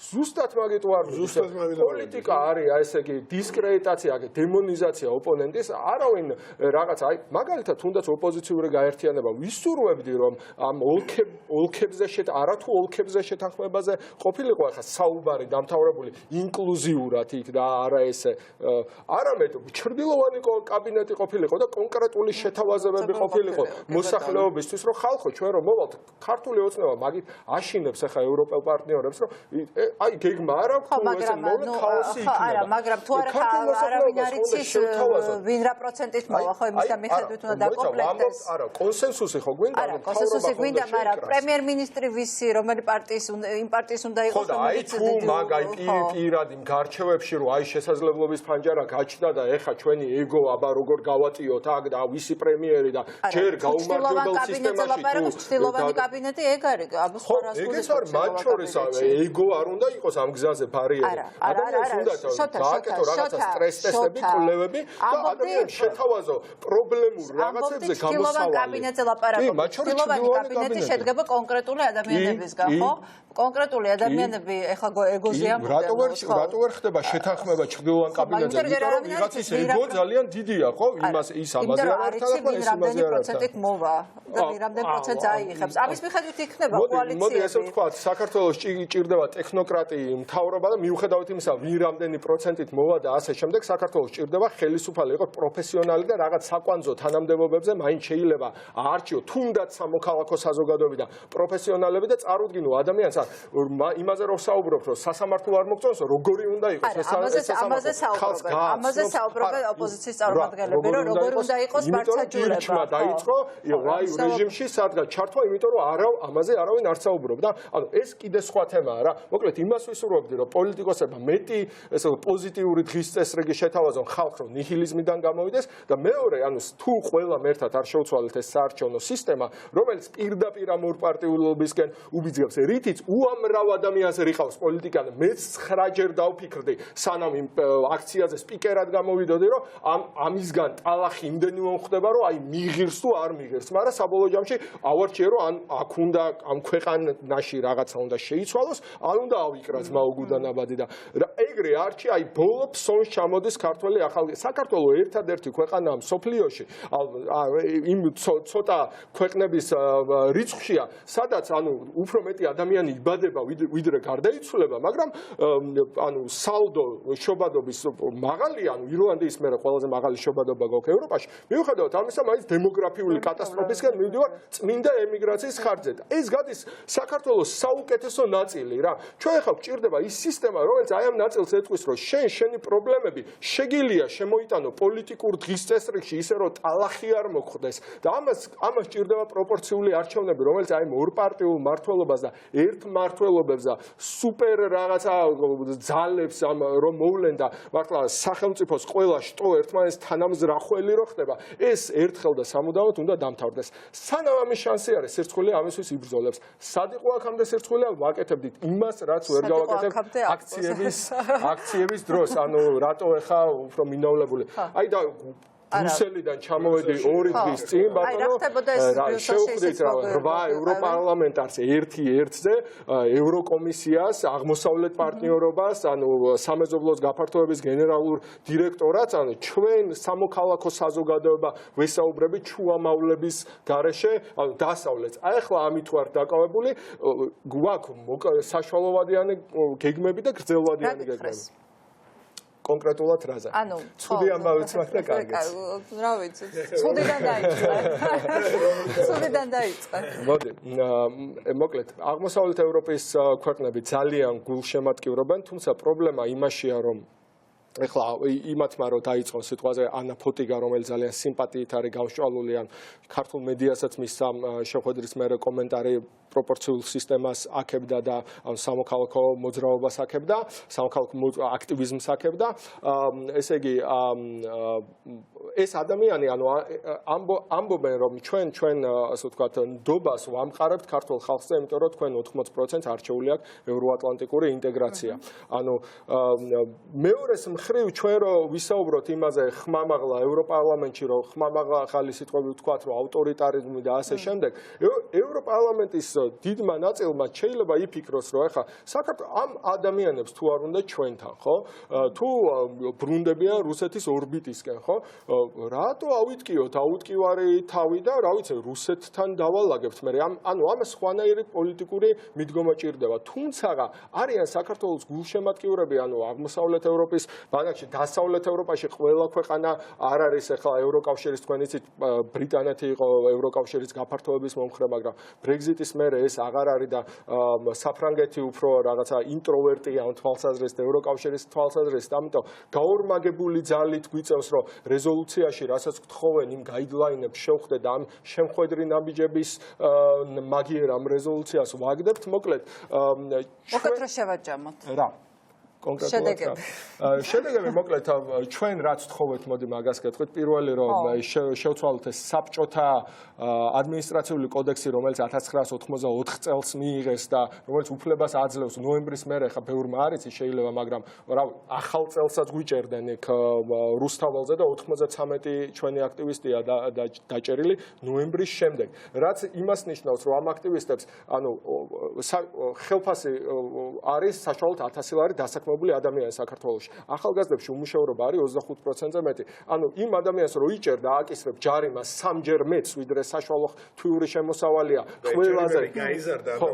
ყველაზე იმ ოჯახში. მე ის ადამიანი სახში რომ მიდის და რომ მამამისი რო ეუბნება, რომ აი შენ ძმას იმას ვეღარ უთვლის, სწავლის ფულს და რაღაცა. ესენი როგორ უნდა შემოვიდნენ პოლიტიკაში, ხო? ეს ადამიანი როგორ უნდა შემოვიყვან? პირველ რიგში, ანუ ეს ადმინისტრაციული კოდექსი, რომელიც პოლიციას უფლებას აძლევს და ეს ტრენდია, პოლიცია ახალ პოლიციელებს აფუჭებენ. იმიტომ რომ ოქმში სხვა დამჭერად მითითებული სხვა ხელს აწერს იქ, იმიტომ რომ რაღაცა ხო ინიციაცია რომ მოხდეს, რომ უკვე გაფუჭდეს პოლიციელი და მე რო უფრო ცუდი ბრძანება უფრო ადვილად შეასრულოს. აი ეს ადმინისტრაციული კოდექსი ამას გვაძლევს. ამ მიმართულებით იქნება ძრები.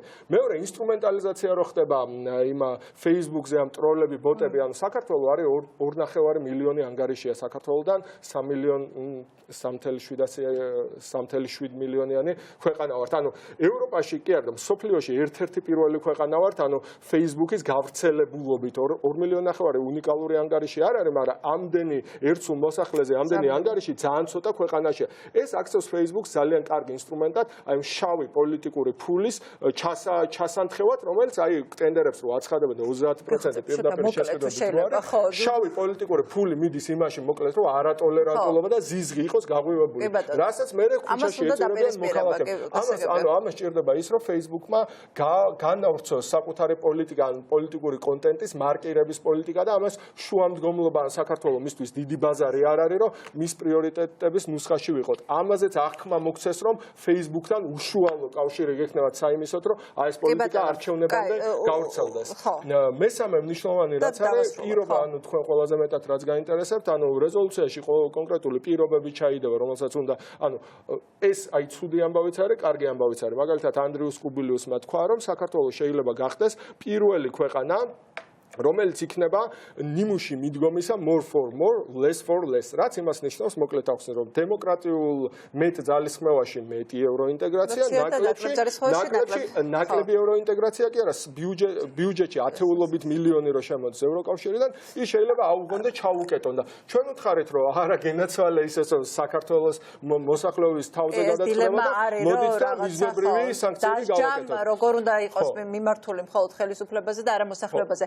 უნდა დავასრულოთ და ერთი კითხვა მაქვს როგორც ლევანთან ისე ლაშასთან აი რაღაც ბოლო დროს მაქვს ამისი განცდა რომ აი ეს მუდმივი და ანუ აი ეს ხელისუფლება იმასაც საუბრობდეს წინა ბლოკში რაღაც აი სიტყვებსაც ცნებებსაც კი თავის მნიშვნელობას ართმევს და პროპაგანდა აი აბსოლუტურად დამახინჯებულ აბსურდულ რეალობას გვთავაზობს ხო რომ საიდან ისმის ტროლებიდან თუ რაღაცა მედია საშუალებებიდან ახლა საბჭოური ტრადიცია ტოტალიტარული რეჟიმისთვის დამახასიათებელი. როდესაც სიტყვებს ეცვლებათ შინაარსი, ან საერთოდ რა ქვია გამოცლილია შინაარსისაგან ეს სიტყვები. ხო, და როცა ხო. და ამის პარალელურად ხდება ის, რომ აი რაღაცა იმდენამეს აკეთებენ, რომ აი დილით აღშფოთდებით, მერე კიდე შუადღეს უფრო მეტად აღშფოთდებით, საღამოს კიდე უფრო მეტად და აი ამ რეჟიმში ვართ და რაღაცა განცდა მაქვს რომ გამოვიფიტეთ. აი ამ გამოფიტვას აი ანუ რა შეიძლება იყოს საზოგადოება თითქოს აი გამოიფიტა დაიღალა და რა ვშვებით ახლა ლევან მოდი თული კითხვა მანამდე მე მოვიფიქრებ პასუხს ეს ბავშვები მაგრამ მასამანუ პასუხს კარგი თუ თქვენს გამოდივართ რავი რა შევით აქციებზე გამოდივართ ჯერ არ არის აქციები ხო პირველ რიგში მარტში იქნება პირველი ესეთი მარტში ვიწყებს ჩვენ და აპრილში გასაგებია კარგია მნიშვნელობების ცვლას რაც შეეხება მაგალითად ერთ-ერთი ეს არის ხო ანუ მაგალითად რასაც ცდილობენ ახლა თქვენ რომ მაგალითად აი შოთა იყო წასული ოპოზიცია იყო წასული და ხო საქართველოს დაზარალდა ამას იძახიან ხო ეხლა გამოუთხარეს ძირი გამოუთხარეს საქართველოს აი პეტიციაში ადგინეს ქვეყანას გამოუთხარეს უსმენ და სწორია რა ეგ არის პრობლემა უსმენ ხო თითქოს ეხლა თუ ევროკავშირი გააკეთებს განცხადებას რომ აი საქართველოს თქვა აღარ შემოუშვებთ ჩვენს ტერიტორიაზე ან რაღაცა თავისუფალ მიმოსვლას აუგზავნოთ ან შეუზღუდავთ ამით დაზარალდება ყველა მაგრამ ყველა ისე უნდა გავიაზროთ რას ნიშნავს დემოკრატია ჩვენ გავაკეთეთ არჩევანი რომ წავიდეთ ჩვენ თვითონ გავაკეთეთ არჩევანი მოქალაქეებმა რომ წავიდეთ დასავლეთში ხო ჩვენ იმისთვის რომ ეს გავაკეთოთ რაღაცა პირობები უნდა შევასრულოთ ამას ვაკეთებ ჩვენ მთავრობის საშუალებით თუ მთავრობა ამ პირობებს არ ასრულებს შესაბამისად ისევ ჩვენივე არჩევანის ერთგულები რომ ვიყოთ უნდა ავირჩიოთ ისეთი მთავრობა რომელიც ამას შეასრულებს შესაბამისად ევროკავშირისთვის თუნდაც რომ სანქციები დაგვადოს არა მხოლოდ კონკრეტულ პირებს რაზეც ეხლა არის რეალურად საუბარი და არ არის საქართველოსთვის ზის გამოთხაზე საუბარი რომც ჩვენ როგორც სახელმწიფო დავზარალდეთ ეს იქნება ჩვენთვის მოქალაქეების იმ პასიური მოქალაქეების სწორედ რომელიც დღეს ფეხ-ფეხზე გადადებულები არიან და ამბობენ რომ ნუ პრინციპში ყველაფერი კარგად არის უფასოდ ხო დავდივარ თუ იაფად 37 евро დავფრინავ ევროპაში ყველაფერი კარგად არის აი ეგ რო შეეზღუდება და უცებ რომ ის ხალხი რო ტელევიზორს არ უყურებ მე ხო ჩართავენ ტელევიზორს რატო დაიხურა ეს და იქ უკვე გაიგებს რომ ის რომ ისევ გაიხსნა შესაბამისად ჩვენ უნდა აირჩიო პროევროპული მთავრობა რომელიც გააკეთებს იმას აღადგენს სამართლიანობას და ასე შემდეგ ხო ამიტომ ჩვენ ისევ გავაკეთებთ იმ არჩევანს ანუ მთავრობას დავამთხევთ ჩვენს ისტორიულ არჩევანს ვიღოთ ევროპის წევრები შესაბამისად ეს პროცესი არ არის ანუ ისევ ტყუილი რომელიც შიგნით დევს რა ჩვენ ვაზარალებთ საკუთარ თავს მხოლოდ და მხოლოდ ისევ პროგრესზე მიმართული რამ არის, ხო? რაც შეეხება ამ სიცხადეების და არასწორი ინტერპრეტაციების შექმნა, სავსე არის ნამდვილად და ძალიან სამწუხარო ამბავია, იმიტომ რომ დემორალიზაცია რო ყველაფრისთვის აზრის ენერგიის გამოს. ხო, მაგრამ ერთი რამ ემატება ამას, რაც ყველაზე უფრო ტრაგიკულად ვუყურებ ეხა ქართულ მოცნებამ, რაც შეძლო რა და რაც რადიკალურად განსხვავდება წინამთავრობისგან. ოღონდ იმან შეიძლება ითქვას, არ ვიცი, მე ესე არ ვთვლი, მაგრამ შეიძლება ვთქვათ, რომ გადააჭარბა ზედმეტი პასუხისმგებლობა მოქალაქეებზე რა, ანუ ფაქტიურად ყოველ წელს, როცა იყო ევროკავშირისკენ სვლაზე საუბარი, ცალსახად მთავრობა კი არ იკაჭებოდა, ანუ ყოველ შემთხვევაში რიტორიკის დონეზე მაინც სულ იყო, რომ ჩვენ ერთად უნდა გავაკეთოთ, ხო, პირობითად, რა ვიცი, აი ამას ჩვენ შევძლებთ და ჩვენ როგორც ქართველები, ანუ ისე ნაციონალიზმზე როცა საუბრობთ, ერი სახელმწიფოს თვისებები გქონდა, მახასიათებლები და ჩვენ ყველანი მიდიოდით, ანუ ვიყავით ხალხი, რომელიც რაღაცას ვაკეთებით ერთად. დღეს რა სიტუაცია არის, რომ მე როგორც მოქალაქე ვარ გათიშული, რეალურად ვეღარ წხვდები ჩემს რამე კაი რაღაც პროექტები რო კეთდება ხოლმე, რო გიხარია, მაგრამ სულ უყურებ ისე, რომ ფონი საერთო არის ცუდი და აქ რაღაცა ბუშტები არის სიკეთეების და როდესაც იცი, რომ სახელმწიფო ერთიანად ამ სიკეთეებს რაღაცნაირად გარდაქმნის და ერთად მიდიხარ, წინ ბევრად უფრო მოტივირებული ხარ, ხო? ეს მოიხსნა საერთოდ ჩვენ გაგვთიშეს და გვეუბნებიან, რომ თქვენ არაფერში არ ჩაერიოთ და მეორე რაც არის შეიქმნა ილუზორული განცდა იმის, რომ ყველაფერი კარგად არის და ეს არის ძალიან ცუდი. მე პირდაპირ მითხრა ერთ-ერთმა თანამ მოქალაქემ და მეგობარმა, რომ აი რაღაცები ხო გაკეთდაო, იუსტიციის სახლი, პატრული რაღაცა.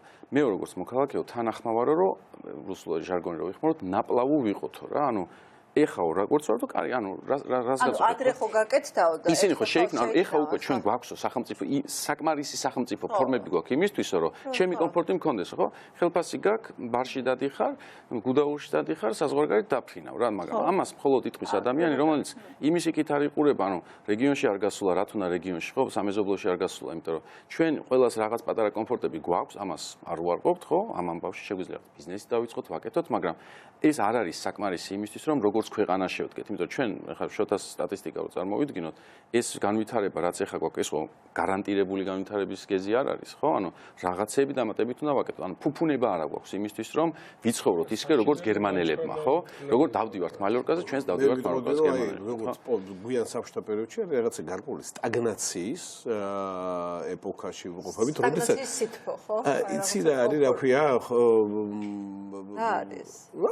ბოლო საბჭოთა პერიოდშიც ეხლა რა ქვია, აღარ იყო, რა ქვია, აღარ ტერორი, არაფერი, იყო ესეთი გახრწნის მდგომარეობა სტაგნაციის პერიოდში. შეიძლება ეს სრულად ინდივიდუალური აღთქმა, რომ ადამიანი ესე ახდენა, მაგრამ როდესაც ესე აღიქვა ამ იმას, მაშინ აღარ ახარ აქტიური.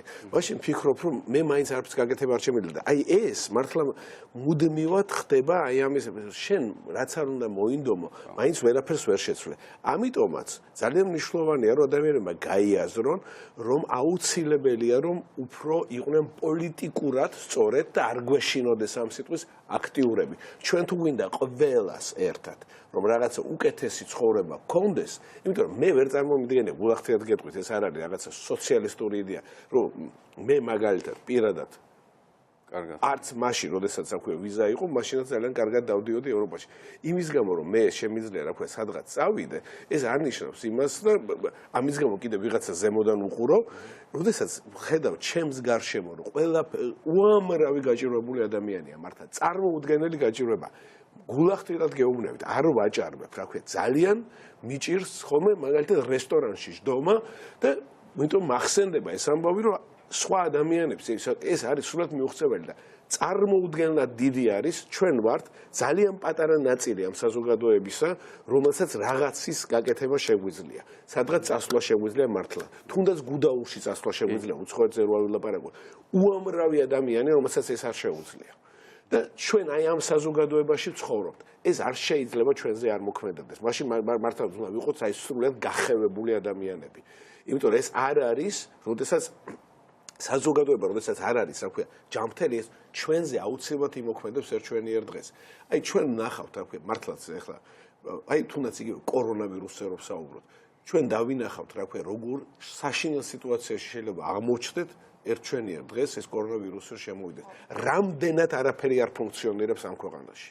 ჩვენ დავინახავთ ამას ძალიან ცხადად. და ესე შეგვიძლია დავინახოთ ყველა ნებისმიერი მიმართულებით.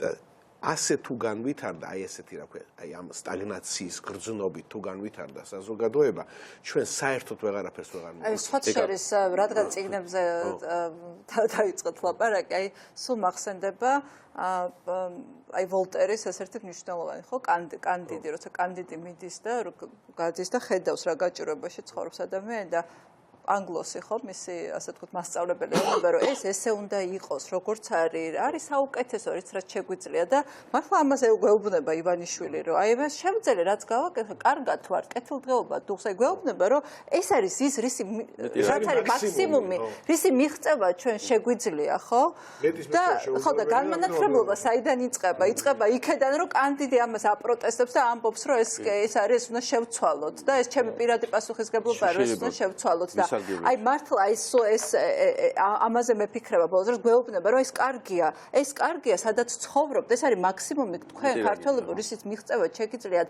10-20 წელიწადი ასე იქნება მეტ ადგილს ვერ შექმნით ვისაც არ მოგწონთ მაშინ წადით აი ეს ამ რეალობაში ვართ დღეს და მართლა გარდატეხა უნდა მოხდეს რაღაცნაირად ჩვენში და თითოეულ ჩვენგანში რაღაცა ჯანყი უნდა მოხდეს სადაც გარეთ გავდივართ და იმას ვხედავთ რასაც ვხედავთ შოთას ჩამოვართმევ სიტყვას ძველი ნაცნობებით ვისარგებლებ მაინც როგორც ვახსენე მეც საბჭოთა კორუმპირებული მემკვიდრეობის შვილი ვარ ერთი ან ილია ჭავჭავაძე დავიწყეთ და რასაც მე ვამბობ ერთ-ერთი ხო დაუბრუნებ ისა ეს სტატია აქვს სადაც საუბრობს რომ ყველა მოქალაქეს აქვს რაღაცა მინიმუმი რასაც უნდა აკეთებდეს და ის ჩაითვლება კარგ მოქალაქედ თუ ნაკლებს გააკეთებს, შეიძლება ცუდ მოქალაქე, მაგალითად არის კანონმორჩილი მოქალაქე, რავი, ნაგავს ვაგდებ, ეს არის კარგი, ეს არავინ არ შეგაქებს ამისგან, ყოჩახ რა კარგი ვინმე ხარ, რომ ნაგავი ჩაგდე, ეს ყველა უნდა გააკეთოს, თუ თაყვის ყველა ნაგავს, მიიღებს სანაგვეს, რა და ეს ცუდი იქნება. იმისთვის რომ საზოგადოება კარგი იყოს, ყველა მინიმუმ ნაგავი უნდა ჩაგდო.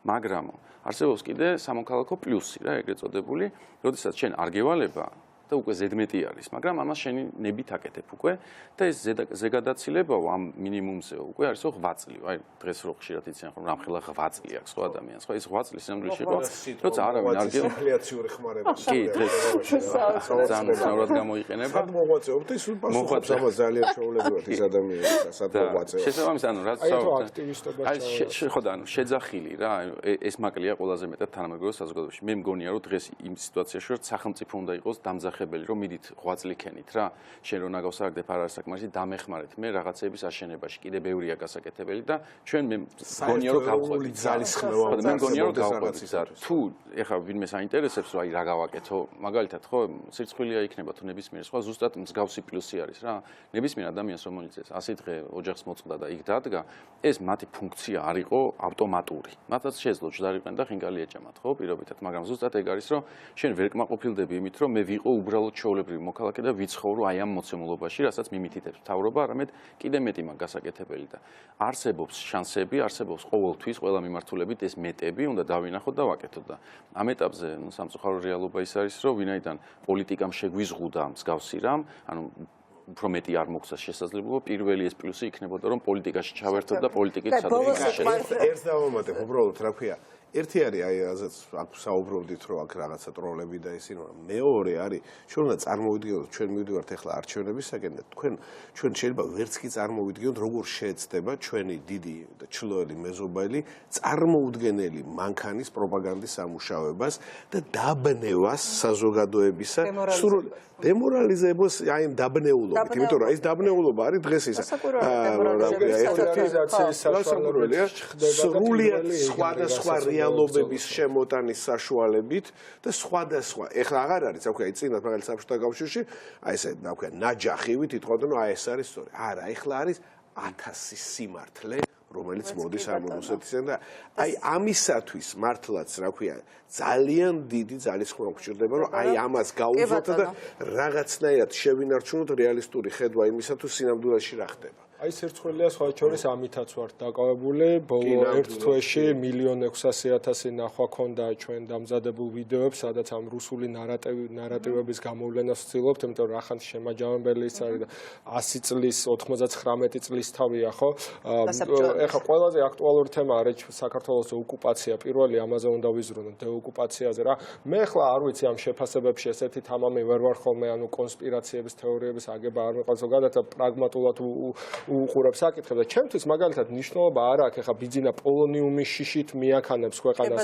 რუსეთისკენ თუ უბრალოდ რაღაცა დავალება აქვს თუ თავისით ჩაეჩოჩა იქეთ ანუ თუნდაც რომ აი მაგალითად ამერიკელი დემოკრატები არიან ხოლმე უფრო აი ესეთი twinieri ასე თქვა საგარეო პოლიტიკის მომხრეების სიტყვაზე ხო რახანიკაც არჩევნები ახლა და სიტყვაზე მხოლოდ ეს იყოს ამბავი რომ აი არ გაღიზიანების პოლიტიკას მივდიოთ ამ წლების მანძილზე რო უყურებთ სტატისტიკას რავი IDF-ის კვლევები არა რომ ადამიანის გატაცებების სიხშირე გაიზარდა რომ ტერიტორიების კარგვის ანუ სიკანო უფრო მეტ კვადრატულ მეტრს კარგავთ ანუ უფრო მაღალი ტემპით უფრო მეტ ადამიანს იტაცებენ როცა ვხედავთ რომ შეგვიძლია რომ მაგალითად მართლა გაბუნიას გინებაზე ყვირას ღამეს საელჩოებში რაღაცა ნოტები დაგზავნო და როცა ადამიანს მოგტაცებენ მე 3 დღის განმავლობაში არაფერს ამბობდე იქ არ ჩადიოდე საერთაშორისო მედია არ ჩაყავდეს და თვითონაც ქართულ მედიასაც შესვლაში ხელს უშლიდე აი ეს რაღაცა მიჩუმათების პოლიტიკა ხო ხედავთ რომ ეს არ ამართლებს ანუ შედეგები უფრო სავალალოა ტერიტორიებს მაინც კარგავთ და იმას რა ქვია ადამიანებს მაინც ახლა 17 წლის ბიჭია კიდე მოტაცებული ხო ესე იგი ეს პოლიტიკა არ მუშაობს ხო რუსეთს ამ ენის არ ესმის ესე იგი ჩვენ ეს ახალი რა რუსულ ნარატივზეავლაპარაკდით ეს ახალი ვთქვათ ნარატივი გამოჩნდა ისე რომ ჩვენ პრო ევროპული კი არ უნდა ვიყოთ პრო ქართული უნდა ვიყოთ და ამას ზუსტად ეს რუსეთის რაღაც პრიმაკოვის ფონდის დაფინანსებული რაღაც ადამიანები ესე რაღაცა ფორმულას მიაგნეს პრო ქართულობა თუ იმას ნიშნავს რომ საქართველოს დაივიწყებს ევროკავშირისკენ სწრაფას შენ 3 მილიონიან ავტომატურად კლაპავს რუსეთი პროკართულობით ბჭყალებში პროკართულობა ეხა ზუსტად იმას ნიშნავს რომ მიუტყოდე ევროპული ოჯახისკენ სადაც რუსეთისგან განსხვავებით ყველა განსხვავებულია ყველას კულტურა დაცულია შევხედოთ აბა რუსეთის ორბიტაზე მყოფ ქვეყნებს გამირჩიეთ ეხლა რაღაცა პოლიტკორექტული არ არის თორე რამდენიმე რესპუბლიკა ჩამოთვლიდი ის ამისგან აბა გამირჩიოს ვინმე ან თავისი კულტურით ან რაღაცით კი ბატონო გასაგებია იცეკვებენ თავიანთ ფოლკლორულ ცეკვებს. კი ბატონო, უნდა ვაღიარო რომ ასე ვთქვათ, ჩემთვის ასეთი გადაცემები არის ბევრად უფრო საყვარელი როგორც წამყვანისთვისაც შეიძლება. მეტი გვინდა და უფრო გველაპარაკა კიდე საფშოეთზე, მაგრამ მაინც ყოველთვის აქეთ გადმოდივართ, მაგრამ იმიტომ რომ ეს ასაგურველი კავშირშია ყველაფერი ერთმანეთთან, ხო? და არ ვიცი, კიდე მინდა აი ესეთი დისკუსიები იყოს ჩვენს ასე ვთქვათ სტუდიაში და არა მხოლოდ მიმდინარე პოლიტიკურ მოვლენებზე ვილაპარაკოთ, რომლისგანაცაც ასევე დაიღალა შემაყურებელი. თორე უფრო მეც ვილაპარაკოთ. ძალიან დიდი მადლობა რომ იყავით ჩვენთან ერთად. დიდი მადლობა ჩვენს მაყურებელს, იმედი არ მოეწყინა და ჩვენ ერთმანეთს შევხვდებით ორ შაბათს. კარგად სანდებოდეთ. კარგად იყავით.